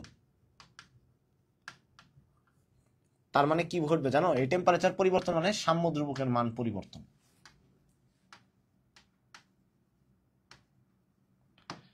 সাম্য ধ্রুবকের মান বা সাম্যাঙ্কের মান কি হবে, পরিবর্তন হবে। তার মানে তাপমাত্রা পরিবর্তন হলে সাম্য অবস্থার যে অবস্থানটা আছে, অর্থাৎ সাম্য অবস্থার অবস্থানের পরিবর্তন তোমার ডানে গেল বা বামে গেল, অর্থাৎ সাম্য অবস্থা তোমার ডান দিকে সরে আসলে বা বাম দিকে সরে গেলে তবুও তোমার কি হবে না বলতো, এখানে কি বলছে, সাম্যাঙ্কের মানের পরিবর্তন হয় না। তাপমাত্রা পরিবর্তন কিন্তু হয়েছে, আর আমি কি বলছি, তাপমাত্রার পরিবর্তন মানেই হচ্ছে তোমার সাম্য ধ্রুবকের মানের পরিবর্তন ঘটবে বা সাম্যাঙ্কের পরিবর্তন ঘটবেই। তার মানে এই আনসারটা সঠিক না। তাপমাত্রার পরিবর্তন হলে সাম্য অবস্থার অবস্থান পরিবর্তন না হলেও সাম্যাঙ্কের মানের পরিবর্তন হয়। তাপমাত্রা পরিবর্তন হলে সাম্য অবস্থার অবস্থান পরিবর্তন না হলেও, দেখো তাপমাত্রা পরিবর্তন হলে তোমার কি পরিবর্তন হবে, তাপমাত্রা পরিবর্তন হলে আরেকটা জিনিস মাথায় রাখবা, সেটা হচ্ছে সাম্য অবস্থার পরিবর্তন। সাম্য অবস্থার পরিবর্তন, তাপমাত্রা পরিবর্তন মানে সাম্য অবস্থার পরিবর্তন, আর সাম্য অবস্থার পরিবর্তনের জন্যই কি হয়, এই যে সাম্য ধ্রুবকের মানের পরিবর্তন বা সাম্যাঙ্কের মানের পরিবর্তন ঘটে। সো তোমার এই অপশনটাও সঠিক না, অর্থাৎ তাপমাত্রা পরিবর্তন হলে সাম্য অবস্থার অবস্থান পরিবর্তন না হলে না, তাপমাত্রা পরিবর্তন হলে সাম্য অবস্থার অবস্থান পরিবর্তন হবেই। আর সাম্য অবস্থার অবস্থান হয় সাম্য অবস্থান ডানে সরে যাবে বা বামে সরে যাবে, এইরকম হবে। এবং হওয়ার পরে তোমার কি করবে, সাম্যাঙ্কের পরিবর্তন ঘটবে। কিন্তু এখানে যেহেতু বলছে সাম্য অবস্থার অবস্থান পরিবর্তন হবে না, তার মানে এটা কি হবে না, এটাও সঠিক না। ওপরের কোনোটি সঠিক নয়, এটাও ভুল। এই যে দেখো, স্থির তাপমাত্রায় সাম্যাঙ্কের মান স্থির থাকে। হ্যাঁ, একটা নির্দিষ্ট তাপমাত্রায় সাম্য দ্রবকের মান নির্দিষ্ট, এবং সাম্য অবস্থাও নির্দিষ্ট অবস্থানেই থাকে। সাম্য অবস্থা ডানেও সরে না, বামেও সরে না। আনসার হচ্ছে তোমার এ নাম্বারটা। ঠিক আছে, অর্থাৎ উভমুখী বিক্রিয়ার ক্ষেত্রে কোন উক্তিটি সত্য, স্থির তাপমাত্রায় সাম্যাঙ্কের মান কি থাকে, স্থির অবস্থায় থাকে। আচ্ছা, উভমুখী তাপ উৎপাদী সাম্য বিক্রিয়ায় তাপমাত্রা বাড়ালে কি হয়? দেখো, অলরেডি তাপ উৎপন্ন হয়েছে, তোমার যেটা মাথায় রাখতে হবে, এ প্লাস বি সাম্য অবস্থা আছে একটা বিক্রিয়া, সি প্লাস ডি উৎপন্ন করছে, এইটার সাথে আবার তোমার কি উৎপন্ন করছে, তাপ উৎপন্ন করছে। এখন দেখো ভাইরা, অলরেডি বিক্রিয়া কি উৎপন্ন হয়েছে, তাপমাত্রা উৎপন্ন হয়েছে। তুমি যেভাবে মাথায় রাখবা, অলরেডি কি হয়েছে, এই যে তাপ উৎপন্ন হয়ে গেছে, অলরেডি বিক্রিয়ার মধ্যে অটোমেটিক্যালি তাপ আরো উৎপন্ন হয়ে গেছে। এখন তুমি ওইটার মধ্যে যদি তাপমাত্রা আরো বাড়ায়া দাও, তাপমাত্রা বাড়ায়া দিলে তার মানে তোমার কি, এই যে বিক্রিয়কের দিকে তুমি এটার মধ্যে যদি আরো তাপ বাড়াও, আরো যদি তাপ দাও, তার মানে কি, বিক্রিয়কের যে অবস্থা আছে, বিক্রিয়ক যে অবস্থায় আছে, বিক্রিয়কের পরিমাণ বেড়ে যাচ্ছে না? কারণ তাপমাত্রা যে উৎপন্ন হয়েছে, এই তাপ উৎপাদী বিক্রিয়া যে তাপ উৎপন্ন হয়েছে, সেটাও তো এক প্রকার শক্তি। ফলে তুমি আরো শক্তি তার মধ্যে দিতেছো, ফলে তার কি হবে, তার শক্তির মান বেড়ে যাবে। ফলে বিক্রিয়া কোন দিকে অগ্রসর হবে, বিক্রিয়া বাম দিকে অগ্রসর হবে। ঠিক আছে, অর্থাৎ তাপ উৎপাদী বিক্রিয়ায় তুমি যদি তাপমাত্রা বাড়াও, তার মানে কি হবে, উৎপাদের পরিমাণ বেড়ে যায় না, কিসের পরিমাণ বেড়ে যায়, বিক্রিয়কের পরিমাণ বেড়ে যায়। বিক্রিয়কের পরিমাণ কমে যায় না, বিক্রিয়কের পরিমাণ কমে যাবে না, সাম্য দ্রুবকের মান কমে যায়, সাম্য দ্রুবকের মান কমে যায়। দেখো, বিক্রিয়ক যেহেতু পশ্চাৎ দিকে অগ্রসর হয়েছে বা বিক্রিয়কের পরিমাণ বৃদ্ধি করছে, অর্থাৎ সাম্য অবস্থা পশ্চাৎ দিকে অগ্রসর হয়েছে। সাম্য অবস্থা কোন দিকে, পশ্চাৎ দিকে অগ্রসর হয়েছে। সাম্য অবস্থা কি হয়েছে, পশ্চাৎ দিকে অগ্রসর হয়েছে। পশ্চাৎ দিকে যদি অগ্রসর হয়, তার মানে কি, উৎপাদের পরিমাণ কমে গেছে। আর উৎপাদের পরিমাণ কমে গেলে সাম্য দ্রুবকের মান আমরা জানি কি, কেসি ইজ ইকুয়াল টু কি, উৎপাদের ঘনমাত্রা ডিভাইডেড বাই বিক্রিয়কের ঘনমাত্রা। তার মানে উৎপাদের ঘনমাত্রা উপরে। এখন দেখো, কেসি ইজ ইকুয়াল টু আমরা কি জানি, কেসি ইজ ইকুয়াল টু উৎপাদ বাই বিক্রিয়ক, উৎপাদ বাই বিক্রিয়ক। এখন দেখো, তুমি এইখান থেকে একটা সম্পর্ক তৈরি করতে পারো এইভাবে, কেসি সমানুপাতিক কত, উৎপাদ। অর্থাৎ উৎপাদের সংখ্যা যত বাড়বে, কেসির মান তত বা সাম্য দ্রুবকের মান তত বাড়বে। আর বিক্রিয়কের মান যত বাড়বে, তত সাম্য দ্রুবকের মান কি হবে, কমবে। দেখো, এখন এই যে এই বিক্রিয়াটা যে আছে, এই বিক্রিয়াতে কি হয়েছে, তুমি তাপমাত্রা বাড়াইয়া দিছো।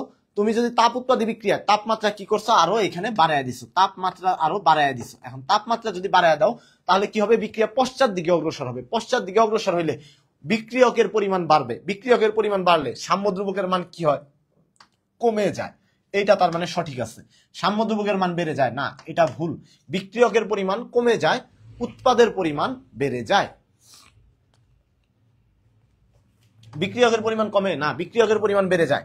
উৎপাদের পরিমাণ বাড়ে না, উৎপাদের পরিমাণ কমে যায়। তার মানে সঠিক কোনটা, 3 নাম্বারটা হচ্ছে শুধু সঠিক। অর্থাৎ আনসার কত, আনসার হচ্ছে তোমার সি নাম্বার। অর্থাৎ সবচেয়ে কমে যায় কোনটা, এই যে একটাই। অর্থাৎ এটা আনসার কত, আনসার হচ্ছে তোমার সি। ঠিক আছে, আনসার কত, আনসার হচ্ছে সি নাম্বার।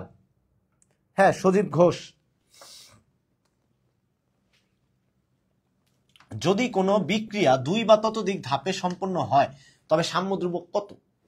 দেখো, যদি কোনো বিক্রিয়া 2 বা ততোধিক ধাপে সম্পন্ন হয়, তাহলে সাম্য দ্রুবক প্রত্যেকটি ধাপের সাম্য দ্রুবকের যোগফলের সমান, প্রত্যেকটি ধাপের সাম্য দ্রুবকের গুণফলের সমান, সর্বশেষ ধাপের সাম্য দ্রুবকের সমান, প্রথম ধাপের সাম্য দ্রুবকের সমান। এটা মাথায় রাখবা। যদি কোনো বিক্রিয়া 2 বা ততোধিক ধাপে সম্পন্ন হলো, অর্থাৎ একটা বিক্রিয়া এক ধাপে সম্পন্ন হয় না, ঠিক আছে, সে কি করছে, 2টা ধাপে সম্পন্ন করছে আলাদা আলাদা ভাবে। সাপোজ তুমি ধরো এই যে এরকম, সালফার প্লাস অক্সিজেন,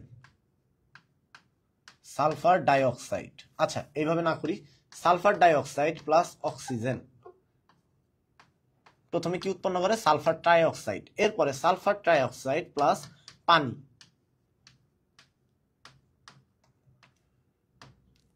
এখানে কি উৎপন্ন করবে, সালফিউরিক অ্যাসিড। ঠিক আছে, এখন দেখো, এই সালফিউরিক অ্যাসিড যে উৎপন্ন করলো, এই দুইটার সাম্য দ্রুবকের গুণফল, এইটার জন্য সাম্য দ্রুবক কত নামছে, এই বিক্রিয়ার জন্য সাম্য দ্রুবকের মান ধরলাম আমরা K1, আর এইটার জন্য সাম্য দ্রুবকের মান ধরছি কি, K2। তার মানে আমার টোটাল সাম্য দ্রুবক K সমান হবে কত, K K1 ইন্টু K2, ঠিক আছে, K1 ইন্টু কি K2 হবে। তার মানে যদি কোনো বিক্রিয়া 2 বা ততোধিক ধাপে সম্পন্ন হয় তবে সাম্য ধ্রুবক প্রত্যেকটা ধাপের সাম্য ধ্রুবকের গুণফলের সমান। আনসার হচ্ছে বি নাম্বারটা। আনসার কোনটা? আনসার হচ্ছে বি নাম্বারটা, অর্থাৎ প্রত্যেকটা ধাপের সাম্য ধ্রুবকের গুণফলের সমান। এইটাই হচ্ছে তোমার আনসার। চলো পরবর্তীটায় যাই।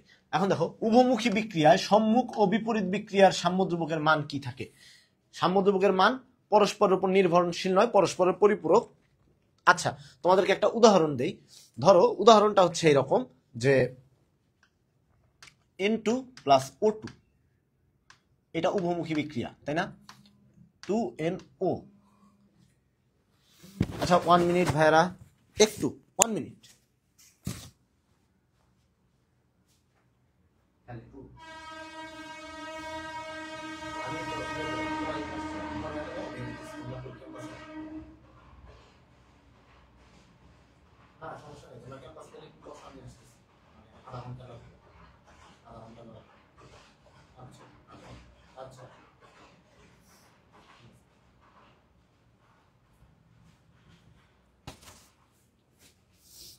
আচ্ছা,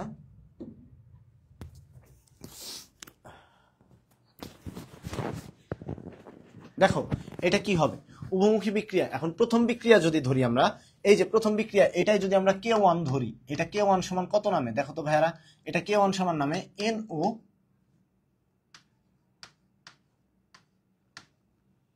স্কয়ার, তারপরে N2 ইন্টু O2, তাই না ভাইয়ারা? এটা হচ্ছে K1। আবার এটার বিপরীত বিক্রিয়া যদি আমরা ধরি, যে উভমুখী বিক্রিয়া সম্মুখ বা বিপরীত বিক্রিয়া, এটা যদি হয় সম্মুখ বিক্রিয়া, আর বিপরীত বিক্রিয়া কোনটা? বিপরীত বিক্রিয়া হবে 2NO N2 প্লাস O2, এরকম করে ধরলাম আমরা। এই ক্ষেত্রে K2 কত হবে? দেখো K2 সমান কত হবে? K2 সমান N2 into O2 divided by কত হয়? NO square. এখন তোমরা একটু দেখো তো এই জিনিসটা, বা আমরা এইভাবে লিখতে পারি না? বা 1/K2 সমান কত হয়? 1/K2, অর্থাৎ উল্টিয়ে দিলে এরকম হয় না? NO square divided by N2 into O2, তাই না ভাইরা? এখন দেখো 1/K2 এটা কার সমান? 1/K2 সমান K1 এর সমান। তার মানে এটা কি লিখতে পারি? 1/K2, 1/K2 সমান কার সমান হয়? K1 এর সমান হয়। যেহেতু K1 আর K2 পরস্পরের বিপরীত অবস্থায় রয়েছে, অর্থাৎ সম্মুখমুখী আর পশ্চাৎমুখী বিক্রিয়া হয়, তার মানে এরা কি? এরা হচ্ছে পরস্পরের পরিপূরক, ঠিক আছে? অর্থাৎ উভমুখী বিক্রিয়া সম্মুখ ও বিপরীত বিক্রিয়ার সাম্য ধ্রুবকের মান কি হয় বলতো? সাম্য ধ্রুবকের মান কি হয়? সাম্য ধ্রুবকের মান পরস্পরের পরিপূরক হয়ে থাকে, অর্থাৎ একটা আরেকটার বিপরীত হয়ে থাকে। আচ্ছা তোমাদেরকে একটা কথা বলি, সেটা হচ্ছে একজন কমেন্ট করছে 17C সজীব ঘোষ, দেখো প্রভাবকের উপস্থিতিতে পরিবর্তিত হয়। তোমাদেরকে একটা কথা বলি, সাম্য অবস্থা, প্রভাবক কখনো সাম্য অবস্থার পরিবর্তন ঘটাইতে পারে না, ঠিক আছে? প্রভাবক কি করতে পারে না? সাম্য অবস্থায় কোনো পরিবর্তন ঘটাইতে পারে না। অর্থাৎ প্রভাবক হচ্ছে তোমার বিক্রিয়ার হারকে ত্বরান্বিত করে, বা বিক্রিয়ার গতিকে বৃদ্ধি করে, বা বিক্রিয়ার গতিকে হ্রাস করে, কিন্তু প্রভাবক সাম্য অবস্থার উপর কোনো ভূমিকা পালন করে না। যে সাম্য অবস্থা ডানে সরবে নাকি সাম্য অবস্থা বামে সরবে, এই জিনিসগুলোর উপর প্রভাবকের কি নেই? কোনো প্রকার ভূমিকা নেই, ঠিক আছে? এটা মাথায় রাখবা। বা সাম্য অবস্থার পরিবর্তনটা বা সাম্য ধ্রুবকের পরিবর্তনটা, এই জিনিসগুলোয় প্রভাবকের কোনো ভূমিকা নেই। রাসায়নিক সাম্য অবস্থার ক্ষেত্রে প্রযোজ্য নয় কোনটি? বিক্রিয়ার উভয় দিক থেকেই সাম্য অবস্থায় পৌঁছানো যায়, বিক্রিয়ায় অসম্পূর্ণতা থাকে না। অর্থাৎ কোনটা রাসায়নিক সাম্য অবস্থার ক্ষেত্রে প্রযোজ্যতা নয়? বিক্রিয়ায় অসম্পূর্ণতা থাকে না, সম্মুখ ও পশ্চাৎমুখী বিক্রিয়ার গতিবেগ ভিন্ন হয়, বিক্রিয়ক ও বিক্রিয়জাত পদার্থ সমূহ সবসময় একই ভৌত অবস্থায় থাকে। কোনটা প্রযোজ্য নয়? দেখো তো সাম্য অবস্থায় কোনটা প্রযোজ্য নয়?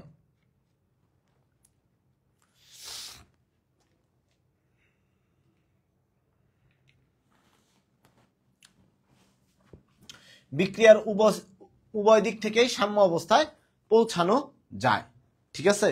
বিক্রিয়ার উভয় দিক থেকেই কি করা যায়? সাম্য অবস্থায় পৌঁছানো যায়।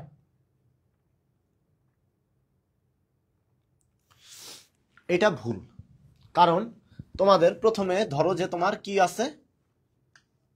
SO2 প্লাস O2, এরা দুইজন যুক্ত হবে, যুক্ত হয়ে SO3 উৎপন্ন করবে। এই যে SO3 যে উৎপন্ন করলো, একটা লিমিটেড অ্যামাউন্ট পর্যন্ত এই সালফার ট্রাইঅক্সাইড প্রথমে উৎপন্ন হবে।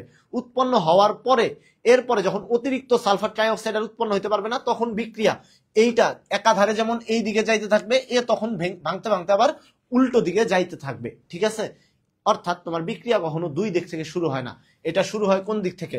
এই সাম্য অবস্থায় পৌঁছাবে, এই এক দিক থেকে সাম্য অবস্থায় পৌঁছাবে। এটা কি হবে না? দুই দিক থেকে সাম্য অবস্থায় পৌঁছাবে না। তার মানে বিক্রিয়া উভয় দিক থেকে সাম্য অবস্থায় পৌঁছায়, এইটা প্রযোজ্য না, তার মানে এইটা সঠিক না।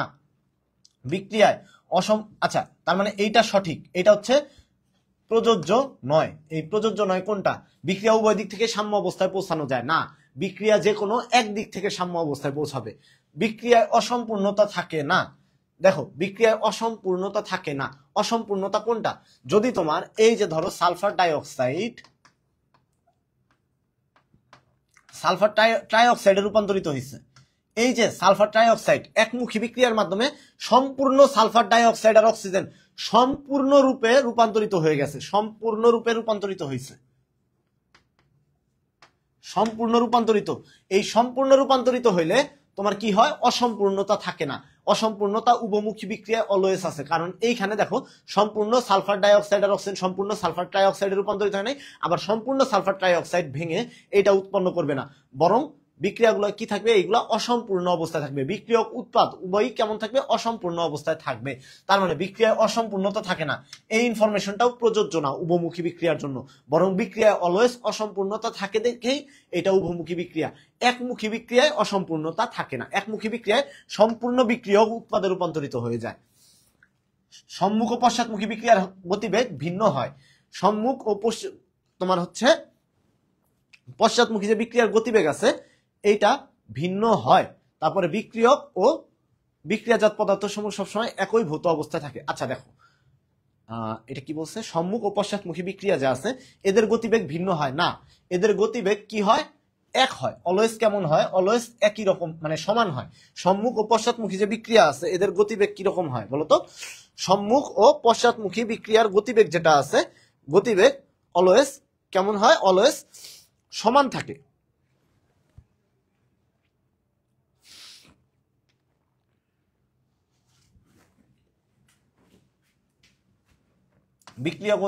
বিক্রিয়াজাত পদার্থ সবসময় একই ভৌত অবস্থায় থাকে। আচ্ছা,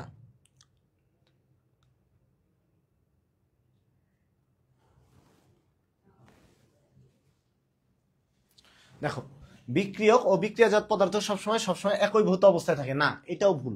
বিক্রিয়ক উৎপাদ এরা কি করতে পারে? বিক্রিয়ক ও বিক্রিয়াজাত পদার্থ সমূহ বিভিন্ন ভৌত অবস্থায় থাকতে পারে উভমুখী বিক্রিয়াতে।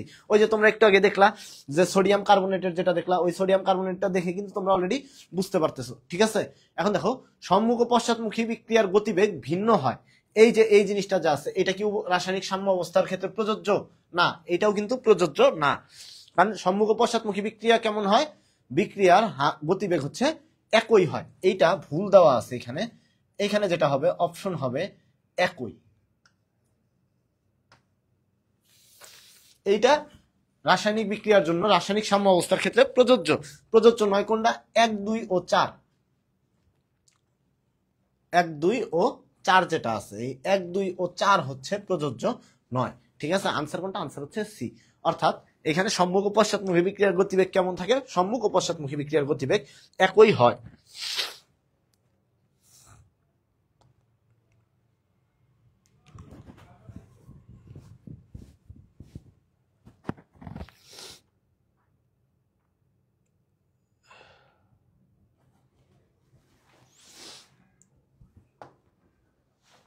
আচ্ছা দেখো, এখানে আরেকটা দেওয়া আছে, কোন উক্তিটি সঠিক নয়? কোন উক্তিটি সঠিক নয়? সাম্য অবস্থায় ডেল জি ইজকল টু 0 হলে কে সমান 1 হয়। সাম্য অবস্থায় ডেল জি ঋণাত্মক হলে কে ইজ গ্রেটার দেন 1 হয়। সাম্য অবস্থায় ডেল জি বা ডেল জি ঋণাত্মক হলে কে ইজ লেস দেন 1 হয়। সাম্য অবস্থায় ডেল জি ধনাত্মক হলে কে ইজ লেস দেন 1 হয়। অর্থাৎ কোন উক্তিটা সঠিক নয় এখানে? এই যে ডেল জি যেটা আছে, ডেল জি কে কি বলি আমরা বলতো? এটাকে বলি আমরা মুক্ত শক্তি। মুক্ত শক্তি, ঠিক আছে? ডেল জি কে কি বলি আমরা? এটাকে আমরা বলি মুক্ত শক্তি। অর্থাৎ সাম্য অবস্থায় ডেল জি 0 হইলে কে সমান 1 হয়। দেখো ডেল জির মান যেটা আছে, এই ডেল জির মান যদি তোমার কি হয় বলতো? আচ্ছা তোমাদেরকে একটা কথা বলি, ডেল জির যে সূত্রটা আছে, এই ডেল জির সূত্রটা কি? Del G not is equal to কত বলতো? Minus R T, R into T ln K, বা এলএন কে যেটা আছে, ঠিক আছে?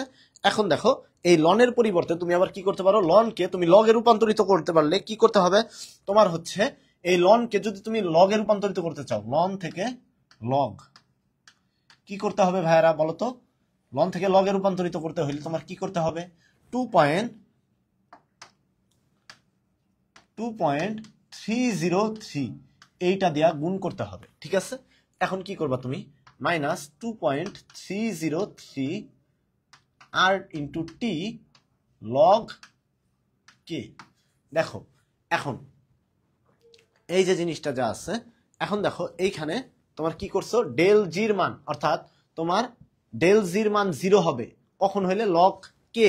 এই লগ 1 এর মান কত? কে সমান যদি 1 হয়, কে সমান যদি 1 হয়, কে সমান 1 হলে লগ কে এর মান কত হবে? লগ 1 এর মান কত? লগ 1 এর মান হচ্ছে 0। অর্থাৎ 0 দিয়া যদি তুমি পুরাটারে পরবর্তী গুণ করো তাহলে কত হয় তোমার? জি এর মান হচ্ছে 0 আসবে, ঠিক আছে? অর্থাৎ কে সমান 1 হলে ডেল জি সমান কত? 0। কে যদি 1 এর চাইতে ছোট হয়, কে যদি 1 এর চাইতে কি হয়? ছোট হয়, তাহলে ডেল জির মান কি আসবে বলতো? কে যদি 1 এর চাইতে ছোট হয়, কে এর মান 1 এর চাইতে ছোট হইলে এইখানে লগ কে এর মান কি আসবে? কে এর মান যদি 1 এর চাইতে ছোট হয় তাহলে লগ কে এর মান আসবে একটা নেগেটিভ, আর সামনে কি আছে? একটা মাইনাস। তার মানে মাইনাস ইন্টু মাইনাস কি হয়ে যাবে? পজিটিভ হয়ে যাবে। তার মানে ডেল জির মান কি হবে? পজিটিভ। যদি কে ইজ গ্রেটার দেন 1 হয়, অর্থাৎ কে হচ্ছে 1 এর চাইতে বড়, তার মানে লগ কে এর মান এইটা কি আসবে? এটা পজিটিভ একটা মান আসবে। আর সামনে যেহেতু নেগেটিভ আছে তার মানে ডেল জির মান কি হয়ে যাবে? এই ডেল জির মান নেগেটিভ হয়ে যাবে, ঠিক আছে? এই জিনিসটুকুই জাস্ট তোমার মাথায় রাখতে হবে। এটা কখন? এটা হচ্ছে তোমার সাম্য অবস্থায়। এই সাম্য অবস্থায় যে গিবসের মুক্ত শক্তি যেটা আছে এটা। এখন দেখো সাম্য অবস্থায় ডেল জি 0 হলে কে সমান 1 হবে, অর্থাৎ কে সমান 1 হলে ডেল জি 0। দেখো ডেল জি ঋণাত্মক হলে কে সমান কত হবে? ডেল জি ঋণাত্মক হলে কে সমান 1 হয়, মানে কে ইজ গ্রেটার দেন 1 হয়। সাম্য অবস্থায় ডেল জি ঋণাত্মক হলে কে ইজ লেস দেন 1 হয়। এইটা হচ্ছে সঠিক না, বাকিগুলা হচ্ছে সঠিক। ডেল জি ধনাত্মক হলে কে হচ্ছে 1 এর চাইতে ছোট হয়। অর্থাৎ তোমার এখানে সঠিক নয় কোনটা? সঠিক নয় হচ্ছে এই যে সি নাম্বার যেটা আছে, এই সি নাম্বারটা তোমার সঠিক নয়, ঠিক আছে?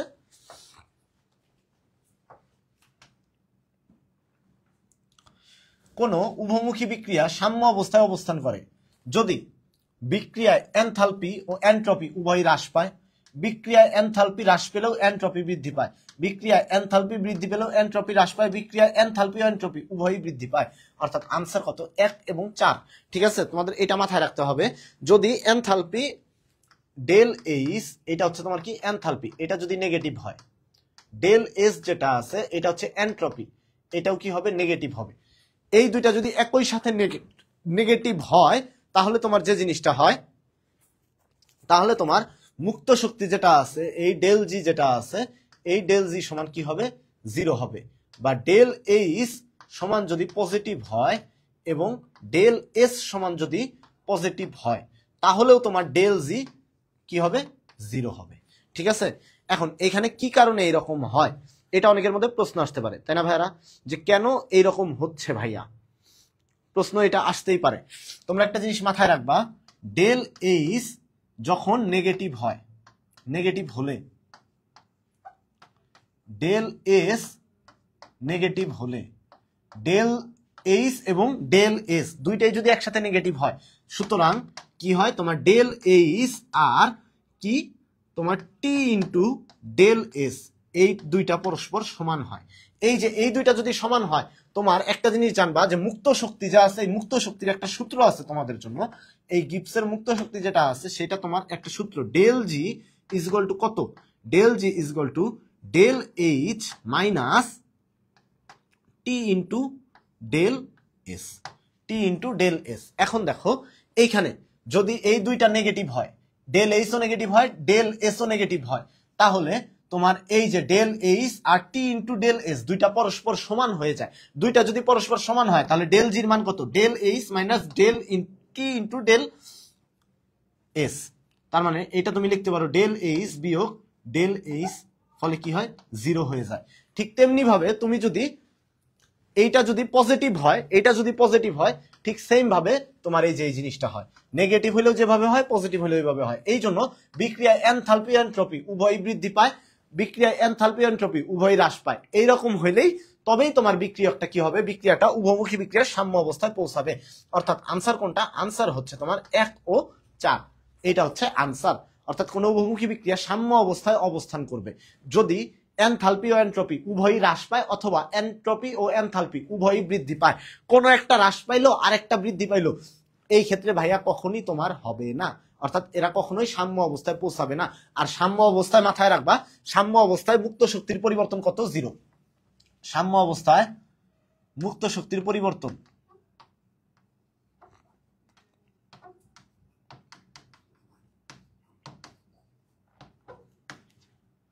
Del G is equal to কত?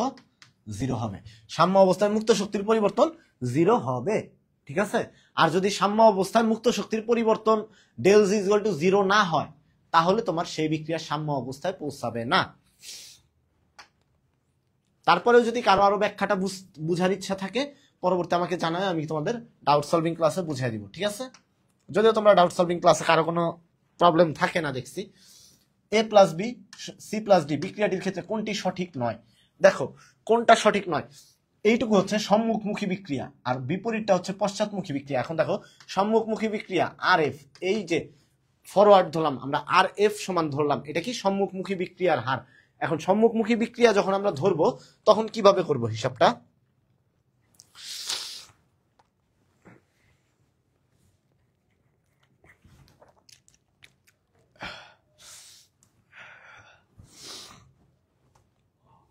এই যে তোমার ঘনমাত্রার পরিবর্তন, বিক্রিয়ক এ আর বি এদের যে ঘনমাত্রার পরিবর্তনটা, এই ঘনমাত্রার পরিবর্তনটাকে আমরা কি করব?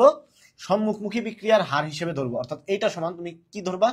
এই সম্মুখমুখী বিক্রিয়ার হারটা এটা কিসের সাথে সমানুপাতিক? তোমার এই যে এ আর বি এর ঘনমাত্রা পরিবর্তনের সাথে সম্পর্কিত। অর্থাৎ এদের ঘনমাত্রা পরিবর্তন যত দ্রুত হবে তত কি হবে? বিক্রিয়ার হার বৃদ্ধি পাবে। অর্থাৎ বা তুমি এটাকে কি লিখতে পারো? আর এফ সমান K1 ইন্টু এ বি, এইভাবে লিখতে পারো। এরপরে তোমার দেখো উল্টো দিকে যে বিক্রিয়াটা ঘটছে, এই যে সি আর ডি, এটাকে তুমি কি ধরবা? আর বি ধরো, মানে বিপরীতমুখী বিক্রিয়াটা। এখন এইটা কার সমানুপাতিক? এইটা হচ্ছে তোমার এই যে সি ডি, এই দুইটার সমানুপাতিক। এখন আর বি সমান তুমি এটা কি ধরতে পারো? K2 ধরতে পারো। K2 into C into D, এইভাবে তুমি লিখতে পারো, তাই না? এখন K2 into C into D. এখন দেখো তোমার এই যে সম্মুখমুখী আর পশ্চাৎমুখী উভয় বিক্রিয়ার হার কেমন থাকে? সমান থাকে উভমুখী বিক্রিয়া। তো তুমি কি লিখতে পারো এটারে? K1 ডিভাইডেড বাই K2 সমান লিখতে পারো না? K1 divided by K2। ও আচ্ছা, যেহেতু বা এটারে তুমি এইভাবে লিখতে পারো, K1 সমান কত? দেখো তো, R F divided by A into B. আরেকটা হচ্ছে K2 যেটা আছে, এই K2 is equal to R B divided by C into D. তুমি এইভাবে লিখতে পারো। এখন দেখো এইভাবে যদি লিখতে পারো, তুমি একটা জিনিস জানো, সেটা হচ্ছে আর এফ আর আর বি সমান কত? সমান। কারণ উভমুখী বিক্রিয়া সাম্য অবস্থায় আর এফ আর আর বি কেমন হবে? সমান হবে। তার মানে এরা এরা কাটাকাটি যাবে। তার মানে তুমি এটা একটা সমীকরণে যাইতে পারো। সেই সমীকরণটা হচ্ছে এরকম, দেখো K1 বাই K2। K1 কত হবে? এই যে আর এফ যেটা আছে, R F divided by A into B. আর নিচে কত হবে? এই যে K2 যেটা আছে এটা নিচে হবে, কত হবে? R B divided by C into D, ঠিক আছে? এখন দেখো সি ইন্টু ডি হইল। তো তোমার যেটা মাথায় রাখতে হবে যে এটা কি হবে, দেখো আর বি আর আর এফ সমান সমান, তার মানে এরা কাটাকাটি যাবে, কারণ এইখানে আমি কি ধরছি, সমান ধরছি। ফলে কি হচ্ছে তোমার K1/K2, সুতরাং K1/K2 এটা কি হবে, এই যে এইখানে যেটা আছে এই এ বি নিচে চলে আসবে আর সিডি কোথায় চলে যাবে, উপরে চলে যাবে, C into D divided by A into B. ঠিক আছে, এই যে দেখো এইটা হচ্ছে তোমার কি হয়ে গেল, এই জিনিসটা সমীকরণ আসলো, অর্থাৎ K1/K2 সমান C into D divided by A into B. এটা সঠিক, সম্মুখমুখী বিক্রিয়ার হার এটা সঠিক, বিপরীতমুখী বিক্রিয়া এটা সঠিক, তার মানে সঠিক নয় কোনটা, অর্থাৎ তোমার আনসার কোনটা হচ্ছে নিচের কোনটি সঠিক নয়, এটা বলছে। তার মানে সঠিক নয় হচ্ছে তোমার এই যে কে নাম্বার যেটা আছে, সরি সি নাম্বার যে অপশনটা আছে, এই সি নাম্বার অপশনটা কি নয়, সঠিক নয়। ঠিক আছে, এইটাও সঠিক, এ নাম্বার অপশনও সঠিক, বি নাম্বার অপশনও সঠিক, তারপরে তোমার কি ডি নাম্বার অপশনও সঠিক। সঠিক নয় কোনটা, এই সি নাম্বার অপশন যেটা আছে, এই সি নাম্বার অপশনটা সঠিক নয়। ঠিক আছে, আশা করি ক্লিয়ার এটা। কোন বিক্রিয়ায় মোল সংখ্যা 2 একক, সরি কোন বিক্রিয়ায় মোলের সংখ্যা 2 একক হলে কে সি এর একক কত হবে।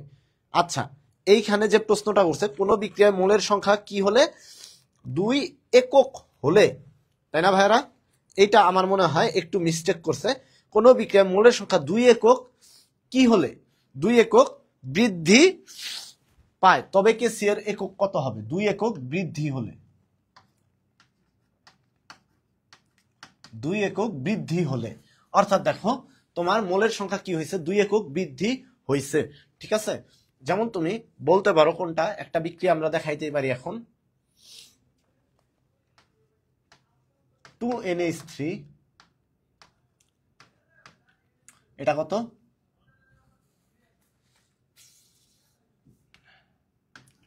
N2 plus 3H2। দেখো এখানে ছিল কত মোল, এখানে ছিল 2 মোল, এখানে কত হয়েছে 1 মোল, আর এখানে হয়েছে 3 মোল, তার মানে ছিল হচ্ছে 2 মোল, 2 মোল, এখানে কত হয়েছে, টোটাল হয়েছে 4 মোল, তার মানে মোলের পরিমাণ কতটুকু বৃদ্ধি পাইছে, 2 একক বৃদ্ধি পাইছে। এখন তুমি যদি এইটারে একটু আকারে নাও, দেখো এই N2 এর জন্য কতটুকু আসবে, mole per litre, into 3H2 যেটা আছে এটার জন্য কি আসবে, mole per litre to the power cube, divided by এইটার জন্য বিক্রিয়ক যতটুকু আছে NH3 ওইটার জন্য কত আসবে, mole per litre to the পাওয়ার কি হবে, স্কয়ার হবে। কারণ তুমি জানো ঘনমাত্রাকে অলওয়েজ মোল পার লিটার দ্বারা প্রকাশ করা হয়। এখন দেখো এই মোল পার লিটার যেটা আছে এইটাকে তুমি, এখানে উপরে আছে 3, এখানে পাওয়ার আছে কত 2, তার মানে তুমি দুইটাকে, এই 3টাকে তুমি কি করবা, এই 2টা দ্বারা কেটে দিতে পারবা, অর্থাৎ উপরে তখন কি থাকবে দেখো তো, মোল পার, নিচে থাকবে 1, আর উপরে কি থাকবে, কাটাকাটি করলে মোল পার লিটার ইন্টু মোল পার লিটার সমান কি হবে, mole square litre to the পাওয়ার -2। তার মানে 2 একক যদি বৃদ্ধি পায়, মোল সংখ্যা 2 একক বৃদ্ধি পাইলে কি হবে, mole square to the power litre, অর্থাৎ টু দি পাওয়ার লিটার -2, অর্থাৎ সি হবে। ঠিক আছে, লিটার টু দি পাওয়ার -2। এই তো মিম মিম ওই কিন্তু আনসার করছে সঠিক, অর্থাৎ এটা আনসার কত হবে, আনসার হবে সি। চলো আমরা পরবর্তী প্রশ্নে চলে যাই। দেখো সাম্য অবস্থায় কোনো বিক্রিয়ায় চাপ বাড়ালে, তুমি কোনো বিক্রিয়ায় কি করছো, চাপ বাড়ায় দিছো, এই চাপ বাড়াইলে সাম্যের সরণ কোন দিকে হবে। তুমি মাথায় রাখবা, যদি তুমি কোনো বিক্রিয়ার উভমুখী বিক্রিয়ার সাম্য অবস্থায় চাপ প্রয়োগ করো যেদিকে অনুসংখ্যা বা মোল সংখ্যা কম হবে, তাহলে তোমার কি হবে, ধরো তোমার এই যে N2O2 উৎপন্ন হয়েছে কি 2NO। আচ্ছা এই বিক্রিয়ায় দেখো মোল সংখ্যা কত, 1 মোল, 1 মোল, এখানে কত আছে 2 মোল, এখানে টোটাল কয় মোল, টোটাল হচ্ছে 2 মোল, এইখানে কত হয়েছে 2 মোল। এই বিক্রিয়ায় চাপের প্রভাব থাকবে নাকি থাকবে না, চাপের প্রভাব থাকবে না, কারণ এইখানে মোল সংখ্যা উৎপাদ ও বিক্রিয়কের মোল সংখ্যা সমান হইলে চাপের প্রভাব থাকে না। ঠিক আছে, উৎপাদ ও বিক্রিয়কের মোল সংখ্যা সমান হলে চাপের প্রভাব থাকে না। তবে উৎপাদ ও বিক্রিয়কের মোল সংখ্যা যেদিকে মোল সংখ্যা কম, উৎপাদ ও বিক্রিয়কের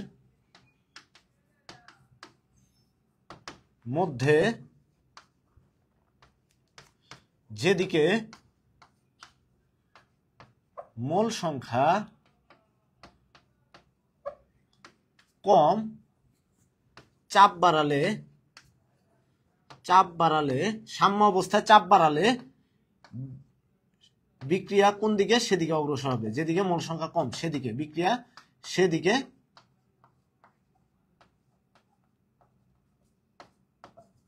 অগ্রসর হবে। অর্থাৎ উভমুখী বিক্রিয়ার সাম্য অবস্থায় তুমি যদি কারো উপর চাপ প্রয়োগ করো, দেখবা যে যেদিকে মোল সংখ্যা কম সেই দিকে কি হবে, বিক্রিয়াটা অগ্রসর হবে। আর যদি বলি ভাইয়ারা যে উভমুখী বিক্রিয়া, বিক্রিয়াকার উৎপাদ উভয়, বিক্রিয়ক ও উৎপাদ উভয়েরই মোল সংখ্যা সমান, তাহলে সেই ক্ষেত্রে কোনো চাপের প্রভাব থাকবে না। ঠিক আছে, সেখানে কি থাকবে না, কোনো প্রকার চাপের প্রভাব থাকবে না। তার মানে তোমার কি হবে, কম বিক্রিয়াটা কোন দিকে অগ্রসর হবে, সাম্যের সরণ কোন দিকে ঘটবে, তাপ হারি বিক্রিয়ার দিকে, তাপ উৎপাদী বিক্রিয়ার দিকে না। এখানে কথাই হচ্ছে আমার চাপ নিয়ে, তাপের কোনো হিসেবে আসে না। কম সংখ্যক অণুর দিকে, বেশি সংখ্যক অণুর দিকে, এটা আনসার হবে সি নাম্বার। অর্থাৎ যেদিকে অণু সংখ্যা কম সেই দিকে বিক্রিয়াটা অগ্রসর হবে, আর যেদিকে অণু সংখ্যা বেশি ওই দিকে অগ্রসর হবে না। আর যদি বলি যে উভমুখী বিক্রিয়ার তোমার এই যে মোল সংখ্যা আছে, এইখানে চাপের প্রভাবটা কি থাকবে, চাপ বাড়াইলে এখানে কি হবে, বিক্রিয়া ডান দিকে যাবে না বাম দিকে যাবে, এইখানে কোনো চাপের প্রভাব নাই। ঠিক আছে, কারণ এখানে মোল সংখ্যাটা কি আছে, সমান আছে। সকল তাপ উৎপাদী বিক্রিয়ায় তাপমাত্রা বৃদ্ধি করলে কি হবে, একে তো বিক্রিয়া তাপ উৎপাদী, অর্থাৎ বিক্রিয়ায় তাপ এক্সট্রা উৎপন্ন হয়েছে, তুমি যদি আরো তাপমাত্রা বাড়াও কি হবে, সাম্যের অবস্থান বাম দিকে অগ্রসর হবে, অর্থাৎ সাম্য অবস্থা বাম দিকে চলে যাবে, অর্থাৎ বিক্রিয়কের সংখ্যা বৃদ্ধি পাবে আর উৎপাদের সংখ্যা কি হবে, হ্রাস পাবে। এখানে সাম্যাঙ্কের মান বৃদ্ধি পায়, সাম্যাঙ্কের মান অপরিবর্তিত থাকে, সাম্যাঙ্কের মান হ্রাস পায়, উৎপাদন বেড়ে যায় না, উৎপাদন বেড়ে যায় না, উৎপাদন হ্রাস পায়। উৎপাদন যদি হ্রাস পায় তার মানে তোমার কি বলছি আমি, কেসি সমান জানি কি বলছি, কেসি সমান উৎপাদ বাই বিক্রিয়ক, উৎপাদ বাই বিক্রিয়ক। এখন দেখো উৎপাদের পরিমাণ কি হয়, হ্রাস পায়। যদি তোমার তাপ উৎপাদী বিক্রিয়ায় তাপমাত্রা বৃদ্ধি করলে কি হয়, উৎপাদের পরিমাণ হ্রাস পায়। উৎপাদের পরিমাণ যত হ্রাস পাবে তত কেসির মান কি হবে, হ্রাস পাবে। তার মানে সাম্যাঙ্কের মান অপরিবর্তিত থাকে না, বৃদ্ধিও পায় না, সাম্যাঙ্কের মান কি হয়, হ্রাস পায়। উৎপাদন কি হয়, উৎপাদন বেড়ে যায় না, উৎপাদনও মূলত হ্রাস পায়। তার মানে এইখানে উৎপাদন বেড়ে যায়, সাম্যাঙ্কের মান অপরিবর্তিত থাকে, সাম্যাঙ্কের মান বৃদ্ধি পায়, তিনটাই ভুল। সঠিক কোনটা, সঠিক হচ্ছে সাম্যাঙ্কের মান হ্রাস পায়।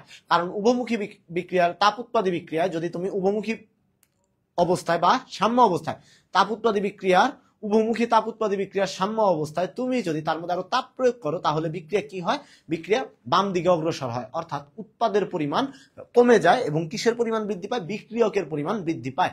ফলে কি হয়, ফলে তোমার বিক্রিয়া যেহেতু বাম দিকে সরে আসছে, ফলে সাম্যাঙ্কের মান বা সাম্য ধ্রুবকের মানও কি হয়ে যায়, পরিবর্তিত হয়, অর্থাৎ সাম্য ধ্রুবকের মান কমে যায়। আচ্ছা, পরবর্তী প্রশ্নে যাই। উভমুখী তাপ উৎপাদী সাম্য বিক্রিয়ার ক্ষেত্রে তাপমাত্রা কমালে বিক্রিয়ার নতুন সাম্য অবস্থায় কি ঘটবে। দেখো তাপ উৎপাদী বিক্রিয়ার ক্ষেত্রে তুমি যদি তাপমাত্রা হ্রাস করো, তাপমাত্রা হ্রাস করলে তাপ উৎপাদী বিক্রিয়া সাম্য অবস্থায় আছে, তাপমাত্রা তুমি কি করছো, এ বি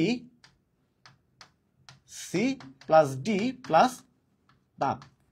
এখন এইটাকে তুমি কি করছো, এইটুকু তাপকে তুমি কি করছো, সরায় নিছো, সরিয়ে নিলে নতুন করে আবার তাপ উৎপন্ন হইতে হবে, নতুন করে তাপ উৎপন্ন হইতে হইলে নতুন করে বিক্রিয়া করতে হবে। তার মানে এইটুকু, এই এ আর বি ভাঙতে হবে, এ আর বি ভেঙে সি আর ডি উৎপন্ন করলে তার সাথেই না নতুন করে আবার তাপ উৎপন্ন হবে, তাই না। তার মানে বিক্রিয়া কোন দিকে অগ্রসর হবে, বিক্রিয়া সামনের দিকে অগ্রসর হবে। তার মানে বিক্রিয়কের পরিমাণ কমে যায়, উৎপাদের পরিমাণ কমে যায়, বিক্রিয়কের পরিমাণ বেড়ে যায়, সাম্য ধ্রুবকের মান কমে যায় না। এখানে কি হয়, বিক্রিয়কের মান কমে যায়, কারণ বিক্রিয়কের মান কমে যাবে, বিক্রিয়কের মান কমবে, উৎপাদের মান কি হবে, উৎপাদের পরিমাণ বেড়ে যাবে। আর উৎপাদের পরিমাণ যখন বাড়বে তখন তোমার কি হবে, সাম্য ধ্রুবকের মানও কি হবে যাবে, বেড়ে যাবে। তার মানে এইখানে কি হয়, উৎপাদের মান কমে যাবে কখন, যখন বিক্রিয়কের মান, উৎপাদের মান বেড়ে যাবে কখন, যখন বিক্রিয়কের মান কমে যাবে। অর্থাৎ এখানে বিক্রিয়কের মানটা কমে যায় এবং উৎপাদের মানটা বেড়ে যায়, আর উৎপাদের মান বৃদ্ধি পাওয়ার ফলে সাম্য ধ্রুবক বা সাম্যাঙ্কের মানও বৃদ্ধি পায়। তার মানে আনসার সঠিক কোনটা, আনসার হচ্ছে বিক্রিয়কের পরিমাণ কমে যায়। ঠিক আছে, এখানে উৎপাদের পরিমাণও কমে যায় না, উৎপাদের পরিমাণ বেড়ে যায়, বিক্রিয়কের পরিমাণ কমে যায় এবং সাম্য ধ্রুবকের মান কি হয়, বেড়ে যায়। কারণ উভমুখী বিক্রিয়ার তাপ উৎপাদী বিক্রিয়া, যে তাপ উৎপাদী বিক্রিয়া সাম্য অবস্থায় তাপমাত্রা হ্রাস করলে বিক্রিয়া সামনের দিকে অগ্রসর হয়, ফলে কি হয়, সাম্য ধ্রুবকের মান বৃদ্ধি পায়। তাপমাত্রা বৃদ্ধি করলে নিম্ন উল্লেখিত বিক্রিয়ায় অ্যামোনিয়া উৎপাদন কিভাবে প্রভাবিত হবে। তাপমাত্রা বৃদ্ধি করলে দেখো ডেল এইচ এর মান যদি নেগেটিভ, এটা কি তাপ উৎপাদী, ডেল এইচ এর মান পজিটিভ, তাহলে কি হয় তাপহারী। এখন দেখো এখানে ডেল এইচ এর মান কি আছে নেগেটিভ আছে, এই যে ডেল এইচ এর মান কেমন নেগেটিভ আছে। এখন ডেল এইচ এর মান যদি হয় নেগেটিভ, তার মানে এটা কি বিক্রিয়া তাপ উৎপাদী বিক্রিয়া, তার মানে এটা কি বিক্রিয়া তাপ উৎপাদী বিক্রিয়া, তাপ উৎপাদী। এখন এই তাপ উৎপাদী বিক্রিয়া তুমি কি করছো, এই তাপ উৎপাদী বিক্রিয়ায় তাপমাত্রা বৃদ্ধি করছো। এখন তাপ উৎপাদী বিক্রিয়ায় তাপমাত্রা বৃদ্ধি করলে যেন কি হয়, তোমার কি হবে বলতো, উৎপাদন কিভাবে প্রভাবিত হবে, উৎপাদন বা উৎপাদের পরিমাণ কি হবে, উৎপাদের পরিমাণ হ্রাস পেয়ে যাবে। ঠিক আছে, উৎপাদের পরিমাণ কি হবে কমে যাবে, তার মানে উৎপাদের পরিমাণ বৃদ্ধি পাবে, হ্রাস পাবে, অপরিবর্তিত থাকবে, কোনোটাই না, কোনোটাই নয়। কোনটা হবে, উৎপাদের পরিমাণ হ্রাস পাবে। ঠিক আছে, অর্থাৎ উৎপাদন কি হবে, উৎপাদন কমে যাবে বা উৎপাদন ডিক্রিজ হবে বা হ্রাস পাবে, এটাই মাথায় রাখতে হবে তোমার।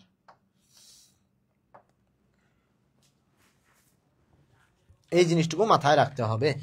আচ্ছা, কারো কোনো প্রবলেম থাকার কথা না, যদি থাকে তারপরে আমাকে প্রশ্ন করো। ঠিক আছে ভাইরা, যদি কারো কোনো প্রবলেম থাকে আমাকে প্রশ্ন করো। দেখো, উভমুখী বিক্রিয়ার ক্ষেত্রে কোনটি সঠিক, বিক্রিয়ক অপেক্ষা উৎপাদের মোল সংখ্যা বেশি হলে অতিরিক্ত চাপ বৃদ্ধির ফলে উৎপাদ হ্রাস পাবে।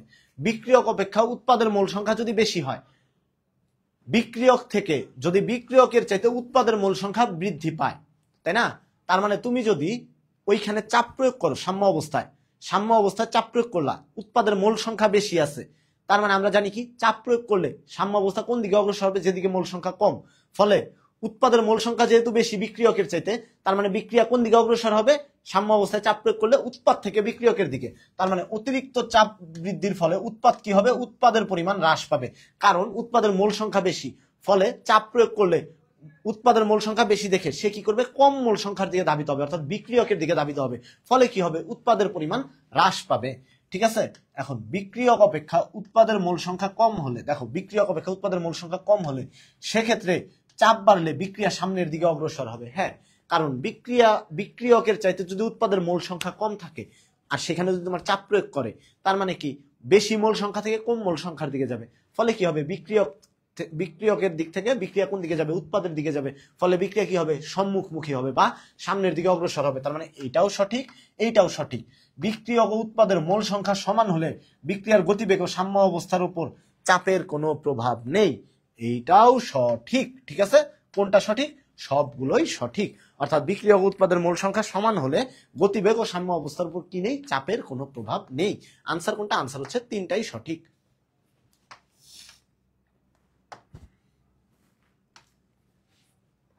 দেখো, নিম্নোক্ত বিক্রিয়া তাপ প্রয়োগ করলে উৎপাদের পরিমাণ কিভাবে প্রভাবিত হয়। তাপ প্রয়োগ করলে এখানে কি ডেল এইচ এর মান কি আছে, দেখো তো ডেল এইচ এর মান কি নেগেটিভ, নেগেটিভ মানে কি তাপ উৎপাদী, তাপ উৎপাদী,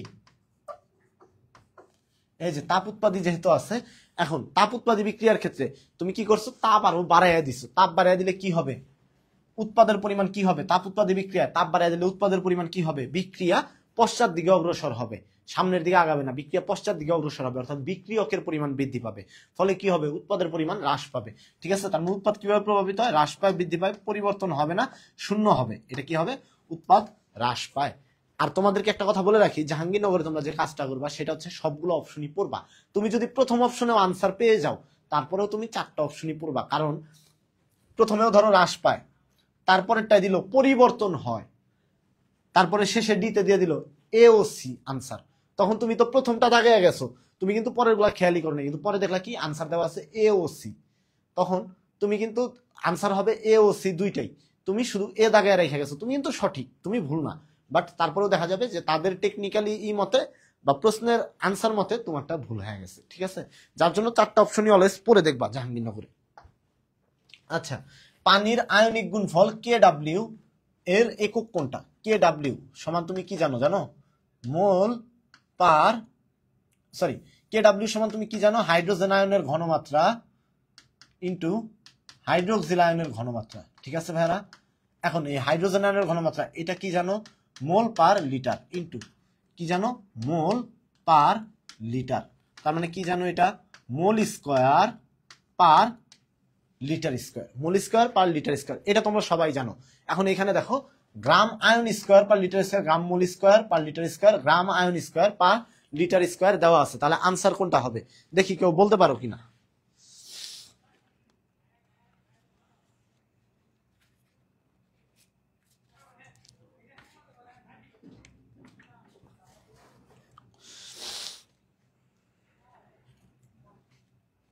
দেখি কেউ বলতে পারো কিনা, এটা পারবা কেউ এটা?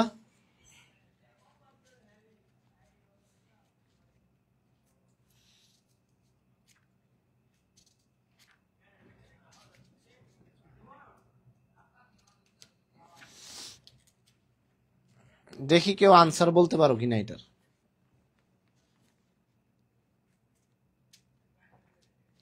আশা করি সবাই পারবা।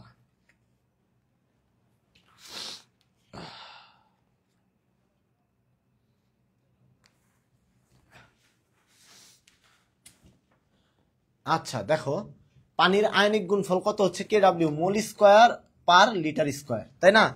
কিন্তু তুমি একটা জিনিস মাথায় রাখবা, যে মোল সমান যেটা আছে পানির ক্ষেত্রে, এই মোল সমান গ্রাম আয়ন, এটা লিখতে পারো। পানির ক্ষেত্রে কি লিখতে পারো? মোল সমান গ্রাম আয়ন লিখতে পারো। এখন দেখো, গ্রাম আয়ন যেহেতু আছে, তার মানে মোল স্কোয়ার পার লিটার স্কোয়ার, এটার কি লিখতে পারো? মোলের পরিবর্তে তুমি কি লিখতে পারো? গ্রাম আয়ন, গ্রাম ion square per litre square. তার মানে এটার তুমি এইভাবে লিখতে পারো, গ্রাম আয়ন, এই গ্রাম আয়ন পুরাটা কিন্তু এক জিনিস, ঠিক আছে? গ্রাম আয়ন এই পুরাটা একসাথে, মানে গ্রাম ion square per litre square. তার মানে তুমি এটার আনসার কোনটা হবে বলো তো? গ্রাম ion square per litre square. এই যে এইখানে আনসার তাহলে কোনটা হবে তোমাদের মতে? কোনটা হবে আনসার দেখি, কেউ বলতে পারো কিনা?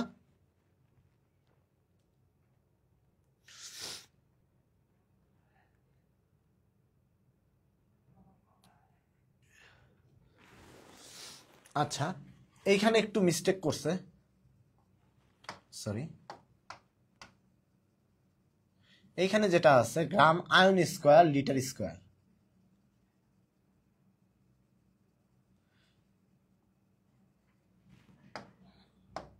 গ্রাম আয়ন স্কোয়ার আর লিটার স্কোয়ার, ঠিক আছে? আর যদি বলি এখানে gram ion square per litre square, এটা আনসার কোনটা? আনসার হচ্ছে ডি নাম্বারটা, ঠিক আছে? আনসার কোনটা? আনসার হচ্ছে তোমার ডি নাম্বারটা। অর্থাৎ পানির আয়নিক গুণফল কেডব্লিউ এর একক কোনটা? গ্রাম ion square per litre square. চলো পরবর্তী প্রশ্নে যাই। পিকে এর মান 4 হলে, আচ্ছা এটা পিকে এর মান 4 না, এটা মূলত 0.4 হলে, পয়েন্টটা বোঝা যায় না, এই 0.4 হলে কোন শ্রেণীর অ্যাসিড? খুব শক্তিশালী, মধ্যম শক্তিশালী, দুর্বল, কোনোটি নয়। তোমাকে বলি, কে এর মান যত বেশি হবে, কে এ বাড়লে, কে এর মান এই উপরে চিহ্ন মানে বাড়লে, কে এর মান বাড়লে অ্যাসিড শক্তিশালী।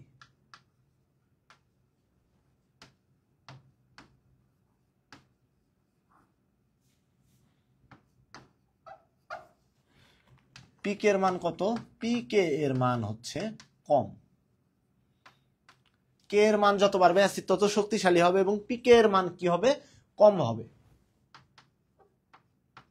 ঠিক আছে? আর কে এর মান যত নিচে নামবে অ্যাসিড দুর্বল।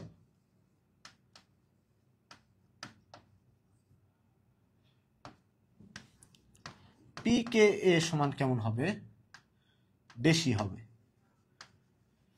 এইভাবে মাথায় রাখবা। আচ্ছা ও সরি, এটা আচ্ছা এটা ধরি, পিকে এর মান 4 হলে কোন শ্রেণীর অ্যাসিড? দেখো পিকে এর মান যে 4 আছে, এই 4 কি? এটা হচ্ছে মধ্যম সংখ্যা। তুমি যদি চিন্তা করো নরমালি, এই পিকে এর মান যেটা আছে 14 থেকে, মানে তোমরা 0 থেকে 14 পর্যন্ত এইভাবে তুমি হিসাব করো, 0 থেকে তুমি 14 পর্যন্ত ধরো।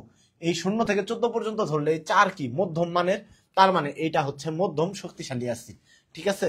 পিকে এর মান যদি 4 হয়, এই 4 কি? এটা হচ্ছে মধ্যম। আর যদি মধ্যম হয় তার মানে তোমার এটা কি? মধ্যম শক্তিশালী। যদি পিকে এর মান 1 হইতো, তার মানে অ্যাসিডটা খুবই শক্তিশালী হইতো। পিকে এর মান যত কম অ্যাসিড তত শক্তিশালী, আর পিকে এর মান যত বেশি অ্যাসিড তত দুর্বল, ঠিক আছে? এইভাবে মাথায় রাখবা, এইভাবে তুমি কি করবা? মাথায় রাখবা। অর্থাৎ এটা কি? এটা হচ্ছে মধ্যম শক্তিশালী অ্যাসিড। আচ্ছা, কোন সমীকরণটি সঠিক নয়? এখানে বিয়োজন মাত্রা আলফা। আচ্ছা, কোন সমীকরণটা সঠিক নয়? ঠিক আছে, কি বলছে? কোন সমীকরণটা সঠিক নয়? আচ্ছা, অসওয়াল্ডের লঘুকরণ সূত্র তোমরা সবাই জানো, যে আমরা একটা সূত্র জানি, কে সমান, অর্থাৎ বিয়োজন মাত্রা, কোন অ্যাসিডের বিয়োজন মাত্রা কি জানি, তোমার সি ইন্টু আলফা স্কোয়ার, বা আলফা স্কোয়ার কি সি, এটা জানি আমরা সবাই।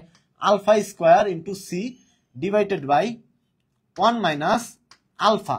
এইখানে আলফার মান, আলফা খুব নগণ্য, খুব নগণ্য, আলফা কি একের চাইতে খুব ছোট, একের চাইতে খুব ছোট, তাই আমরা এই আলফাটাকে উইথড্র করে নিলাম, অর্থাৎ আলফাটাকে আমরা কি ধরে নিলাম, এটা জিরোর সমান ধরে নিলাম, যেহেতু একের চাইতে খুবই ছোট তাই এইটুকুকে জিরো ধরলাম, অর্থাৎ alpha square C divided by 1। এইভাবে লিখতে পারি আমরা। এইভাবে লিখলে দেখো, সুতরাং আমরা কি বলতে পারি, K is equal to alpha square into C. এইভাবে তুমি বলতে পারো যে কে ইজ ইকুয়াল টু কি আলফা স্কোয়ার ইন্টু সি। তার মানে তুমি এইটাকে এইভাবে কনভার্ট করতে পারো, বা alpha square is equal to K by C. সুতরাং আলফা সমান কত, root over K divided by C, তাই না? তার মানে আলফা ইজ ইকুয়াল টু কত, দেখো, root over K by C. এটা সঠিক, এটা সঠিক। যদি বলি আলফা সমানুপাতিক 1 বাই রুট সি, এখানে কে কে যদি তুমি একটা সমানুপাতিক ধ্রুবক ধরো, এই কে কে যদি একটা সমানুপাতিক ধ্রুবক ধরি, তার মানে আমি এটা লিখতে পারি আলফা সমানুপাতিক 1 বাই রুট সি। কারণ কে হচ্ছে একটা সমানুপাতিক ধ্রুবক, আর সমানুপাতিক ধ্রুবকরে তুমি রুট করো, বর্গমূল করো, স্কোয়ার করো, গুণ করো, যোগ করো, ভাগ করো, সে অলওয়েজ ধ্রুবক আকারেই থাকবে। তার মানে ধ্রুবকটা তুলে নিলে একটা সমানুপাতিক চিহ্ন আসবে, অর্থাৎ আলফা সমানুপাতিক 1 বাই রুট সি। তার মানে হচ্ছে এটাও সঠিক। Alpha is equal to root over K into V, alpha is equal to root over V by K. এখন দেখো, এইখানে তোমার আরেকটা জিনিস মাথায় রাখতে হবে। এখানে তুমি যে জিনিসটা মাথায় রাখবা, যে 1 লিটার অর্থাৎ 1 মোল দুর্বল তড়িৎ বিশ্লেষ্য ভি লিটার দ্রবণে দ্রবীভূত থাকলে, ভি লিটার দ্রবণে দ্রবীভূত মোল কত, 1 মোল পরিমাণ দ্রব ভি লিটার, 1 মোল পরিমাণ দুর্বল তড়িৎ বিশ্লেষ্য, বা 1 মোল পরিমাণ তোমার কি আছে, দুর্বল আছে, তোমার দ্রব আছে, 1 মোল পরিমাণ দ্রব বা 1 মোল পরিমাণ দুর্বল তড়িৎ বিশ্লেষ্য। এই অসওয়াল্ডের লঘুকরণ সূত্র যেটা আছে, এটা কার ক্ষেত্রে প্রযোজ্য, দুর্বল তড়িৎ বিশ্লেষ্যের ক্ষেত্রে প্রযোজ্য। ঠিক আছে, এখন 1 মোল পরিমাণ দুর্বল তড়িৎ বিশ্লেষ্য কত লিটার দ্রবণে আছে, 1 মোল আছে ভি লিটার দ্রবণে, ঠিক আছে, ভি এমএল দ্রবণে দ্রবীভূত আছে। এইটুকু তোমার মাথায় রাখতে হবে। এখন দেখো, 1 মোল যদি থাকে তোমার কত, ভি লিটার বা ভি এমএল বা ভি লিটার দ্রবণে। আচ্ছা, এইভাবে লেখো, ভি লিটার দ্রবণে আছে কয় মোল, 1 মোল। তার মানে 1 লিটার দ্রবণের কথা আমরা একটু হিসাব করি, 1 লিটার দ্রবণে আছে কত, 1 বাই ভি মোল। আবার তুমি একটা অংশ জানো যে আয়তন আর ঘনমাত্রার সম্পর্ক কি, এই যে ঘনমাত্রা যে আছে এটা আয়তনের সাথে এর সম্পর্ক কি, ব্যস্তানুপাতিক সম্পর্ক। অর্থাৎ আয়তন আর ঘনমাত্রার সম্পর্ক যদি ব্যস্তানুপাতিক হয়ে থাকে, তার মানে তুমি এটাকে এইভাবে বলতে পারো, রুট ওভার 1 বাই সি যেটা আছে, অর্থাৎ তুমি এই যে এই সূত্রটা আনতে পারো, যে alpha is equal to root over K by C. এখন এই যে সির পরিবর্তে তুমি কি করতে পারো, সিরে তুমি যদি 1 মোল ধরো, 1 মোল মানে ঘনমাত্রা যেটা আছে, এই ঘনমাত্রা 1 মোল পার লিটার বা 1 মোলার ঘনমাত্রার দ্রবণ, তাহলে ওই অনুসারে তুমি কি লিখতে পারো, সির পরিবর্তে 1 বাই ভি লিখতে পারো। এখন 1 বাই ভি লিখলে root over K into V, তার মানে আলফা ইজ ইকুয়াল টু কত, root over K into V বা রুট ওভার কে ভি। তার মানে এইটাও সঠিক। তার মানে তোমার কোন সমীকরণটা সঠিক নয়, alpha is equal to root over V by K, এইটা হচ্ছে সঠিক নয়। বাকি তিনটা হচ্ছে তোমার কি সঠিক, অর্থাৎ সঠিক নয় কোনটা, এই ডি নাম্বার যেটা আছে, এই ডি নাম্বারটা সঠিক নয়, বাকিগুলা কি, বাকিগুলা সঠিক। ঠিক আছে,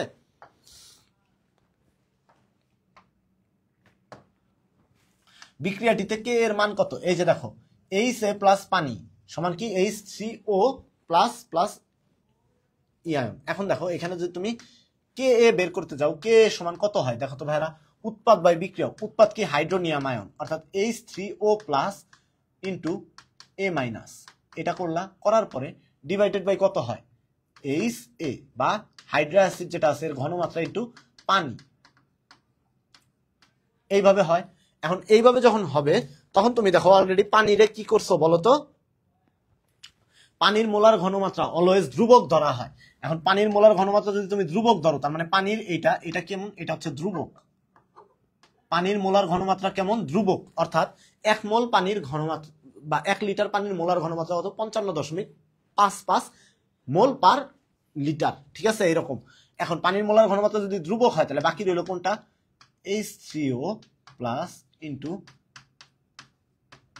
A minus divided by HA।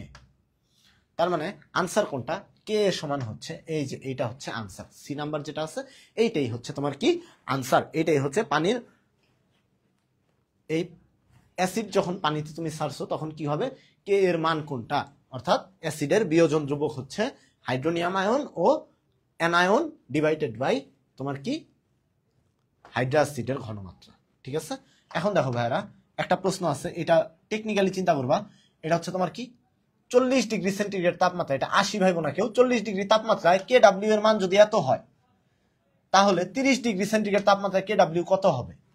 ভাইরা একটা বেসিক জিনিস চিন্তা করো, কে ডাব্লিউ এর মান কার সাথে সমানুপাতিক, তাপমাত্রার সাথে বা টেম্পারেচার।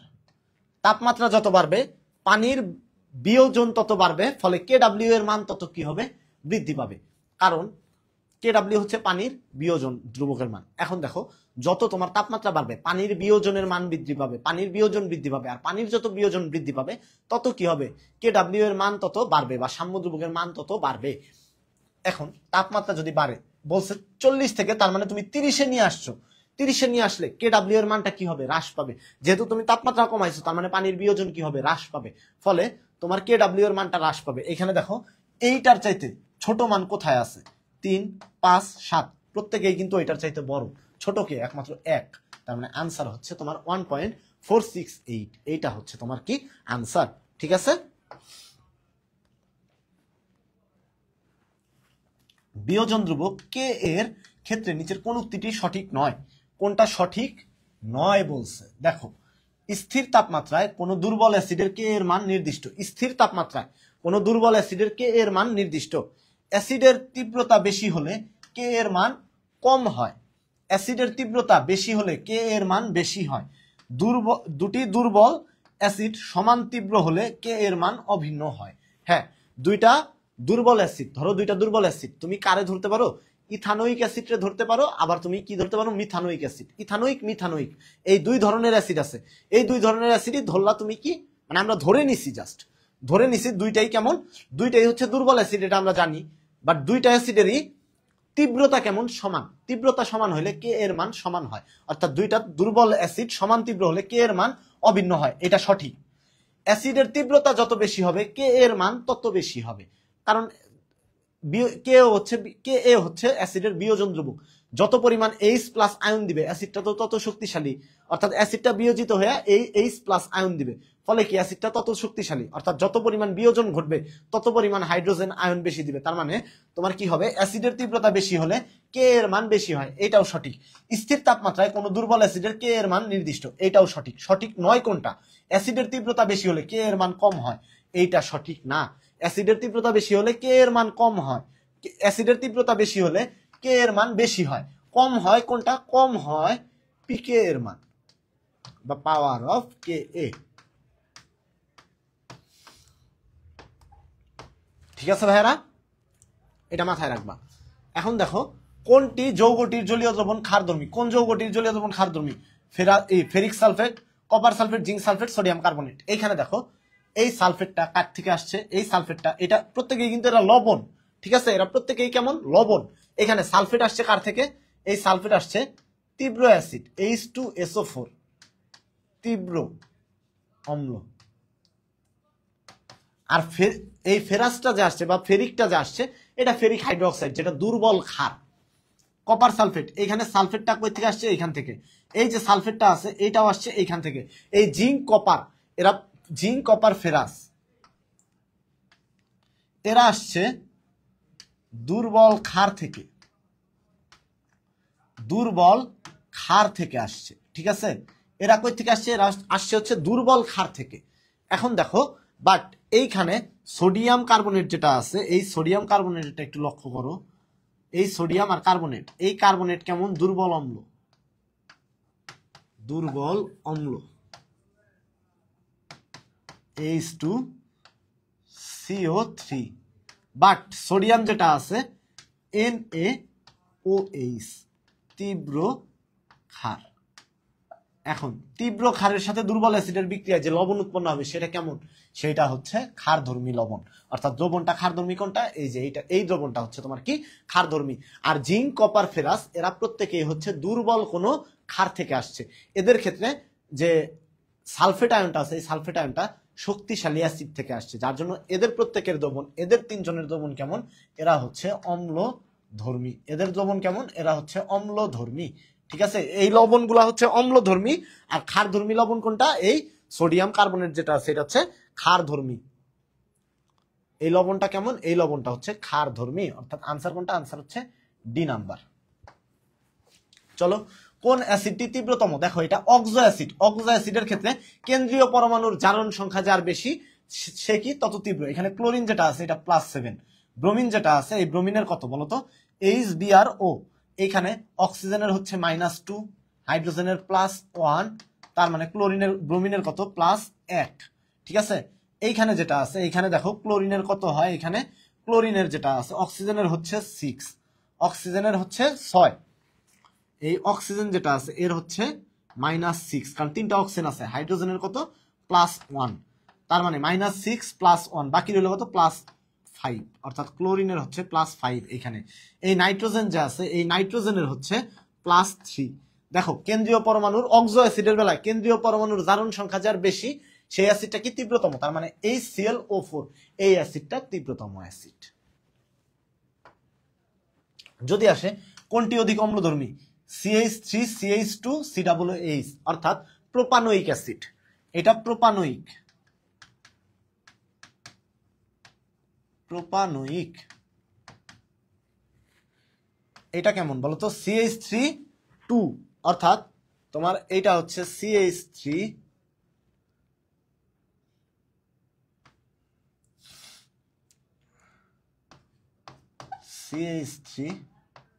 সরি, এটা হচ্ছে এরকম CH3 H COOH। এই যে এই অ্যাসিডটা আছে এইটা কেমন?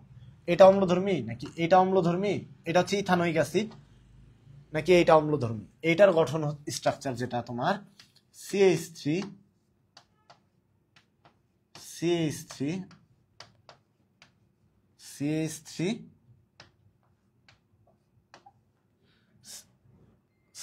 Sorry CH3COOH। এই যে এইটা কোনটা অম্লধর্মী? এইটা হচ্ছে যদি তুমি জেনারেল নামে চিন্তা করতে যাও তাহলে তোমার যেটা হবে এইটা কি অ্যাসিড বলতো? এইটা হচ্ছে 2-মিথাইল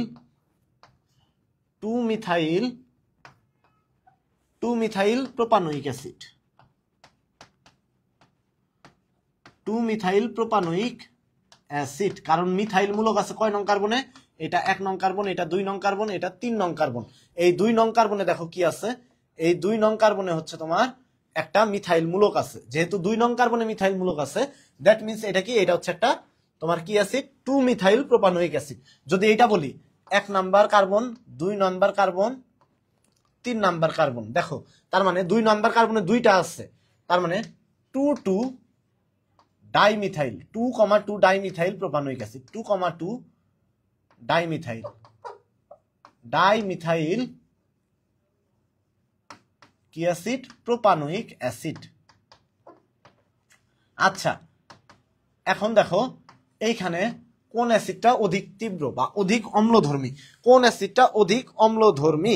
ঠিক আছে, এখন তুমি মাথায় রাখবা যে অ্যাসিডে কার্বন সংখ্যা যত বেশি, তার মানে অম্লতা তোমার কিসের সাথে সম্পর্কিত জানো? অম্লতা কার্বন সংখ্যা। অর্থাৎ কার্বন সংখ্যা যদি বাড়ে অম্লধর্মী বা অম্লতা কি হয়? হ্রাস পায়। তার মানে দেখো, আর কার্বন সংখ্যা যদি কম থাকে তার মানে অম্লতা বৃদ্ধি পায়। এখানে এর মধ্যে কার্বন কয়টা আছে? 1টা 2টা 3টা। এর মধ্যে কার্বন আছে কয়টা? দেখো এইখানে আছে 2টা কার্বন, 3টা 4টা কার্বন আছে। এখানে কার্বন আছে, কার্বন সমান কয়টা? 4টা। এই যে এইটার মধ্যে কার্বন আছে কয়টা? কার্বন আছে, কার্বন সমান কয়টা? 2টা। আর এই যে ডি নাম্বার যে অপশন আছে এইখানে কার্বন আছে কয়টা? এইখানে কার্বন সমান দেখো 3টা কার্বন 4টা 1 2 3 4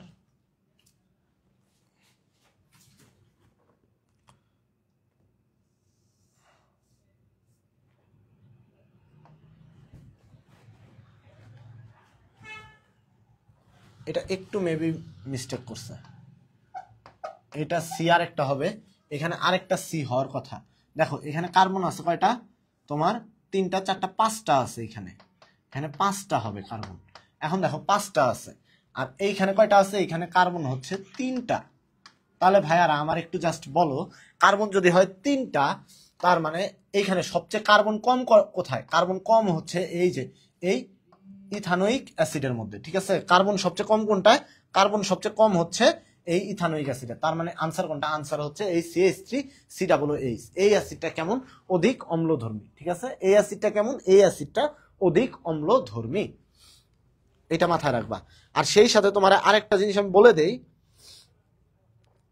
আচ্ছা, তবে জৈব অ্যাসিডে ক্লোরিনের সংখ্যা বৃদ্ধি পাইলে, জৈব অ্যাসিডের ক্লোরিনের সংখ্যা বাড়লে কি হয় বলতো? অম্লতা বাড়ে। জৈব অ্যাসিডে ক্লোরিনের সংখ্যা বাড়লে অম্লতা কি হয়? অম্লতা হচ্ছে বাড়ে। জৈব অ্যাসিডে ক্লোরিনের সংখ্যা বাড়লে অম্লতা কি হয়? অম্লতা বাড়ে, ঠিক আছে? এটা মাথায় রাখো। চলো এরপরে যাই আমরা। অ্যাসিডের তীব্রতার ক্রম অনুযায়ী কোনটি সঠিক? HI, HBr, HF, H2SO4, H2SO3, HSO4-। দেখি অ্যাসিডের তীব্রতার ক্রম অনুযায়ী কোনটা সঠিক। অ্যাসিডের তীব্রতার ক্রম অনুযায়ী কোনটি সঠিক?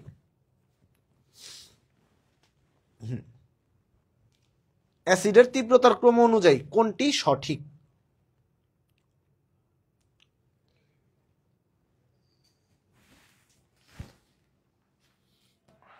দেখো এই যে হাইড্রাসিড যেগুলো আছে, এই হাইড্রাসিডের ক্ষেত্রে তোমার ঋণাত্মক আয়নের আকার বাড়লে তোমার কি হয় বলতো? অ্যাসিডের তীব্রতা বৃদ্ধি পায়, ঠিক আছে? অ্যাসিডের তীব্রতা কি হয়? বৃদ্ধি পায়। কিসের ক্ষেত্রে? এই হাইড্রা অ্যাসিডের ক্ষেত্রে।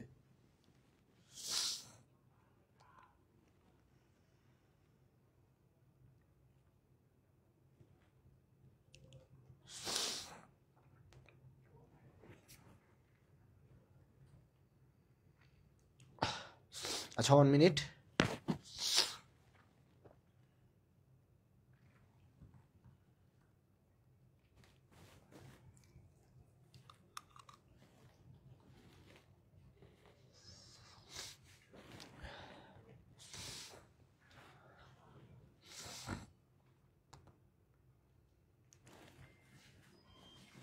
এইখানে ক্রম যেটা আছে এটা একটু ভুল দেওয়া আছে, এই জন্যই মনে হচ্ছে যে কোন জায়গায় একটা মিস্টেক হয়েছে। সরি, এখানে একটু ভুল দেওয়া আছে, আমি সঠিকভাবে ক্রমটা লিখতেছি।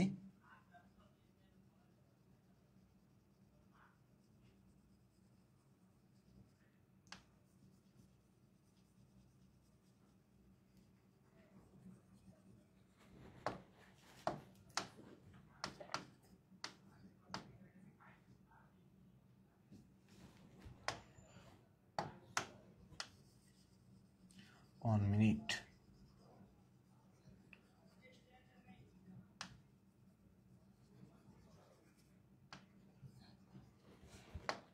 দেখো ভাইয়ারা, এখানে হবে HF আর এইখানে হবে HBr, ঠিক আছে? এখন তোমাদের একটু মাথায় রাখতে হবে, এখানে দেখো HF HBr, এখানে মাথায় রাখবা এগুলা কি? এগুলা হচ্ছে, এরা হচ্ছে কি? Hydra acid. এরা হচ্ছে কি? Hydra acid.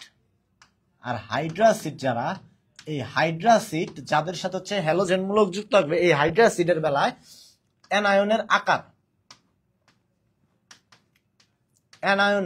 আকার বাড়লে বাড়বে। অ্যানায়নের আকার বাড়লে অ্যাসিডের তীব্রতা কি হবে? অ্যাসিডের তীব্রতা বাড়বে। এই ওপর দিকে তীর চিহ্ন মানে হচ্ছে তীব্রতা বাড়ছে, অর্থাৎ অ্যানায়নের আকার বাড়লে। দেখো আয়োডিনের আকার কার চাইতে? এই ফ্লোরিনের চাইতে বড়, ব্রোমিনের চাইতে বড়। তার মানে কি? আয়োডিনের এই হাইড্রোজেন আয়োডাইড যেটা আছে, এটা কি? হাইড্রোআয়োডিক অ্যাসিড যেটা আছে এই অ্যাসিডটা অধিক তীব্র, কিন্তু এই ফ্লোরাইডটা যা আছে আর ব্রোমিনটা যা আছে এখানে ব্রোমিনের আকার বড়, তার মানে এইটা বেশি শক্তিশালী এই এইচএফ এর চাইতে। তার মানে এই যে এইখানে একটু ঝামেলা, এইখানে আর এইটা, এই দুইটার মধ্যে ঝামেলা না হইলে এই ক্রমটা সঠিক হইতো, তার মানে এটা বাদ। কেন্দ্রীয় পরমাণুর জারণ সংখ্যা দেখো একটু, কেন্দ্রীয় পরমাণুর যে জারণ সংখ্যাটা আছে এইখানে, এইখানে কেন্দ্রীয় পরমাণুর জারণ সংখ্যা অর্থাৎ সালফার যা আছে, অর্থাৎ তোমার এইখানে তুমি যে জিনিসটা লক্ষ্য করবা সেটা হচ্ছে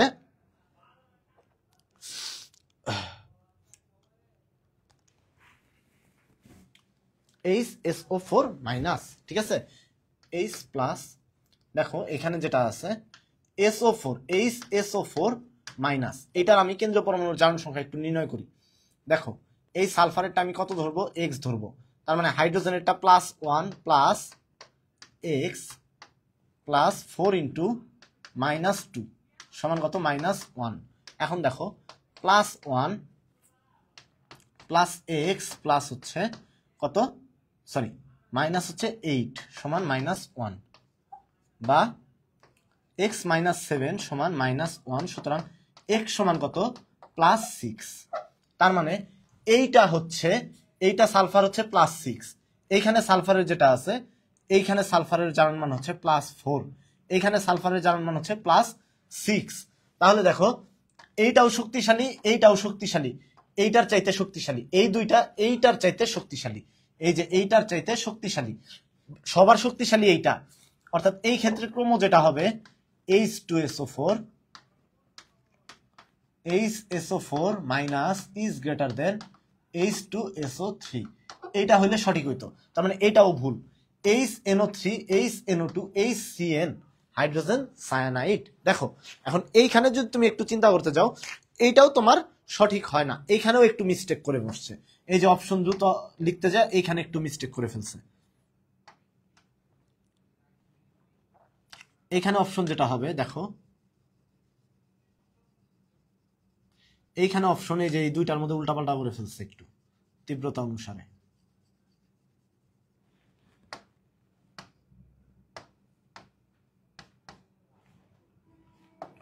এটা হবে HCN আর HNO2।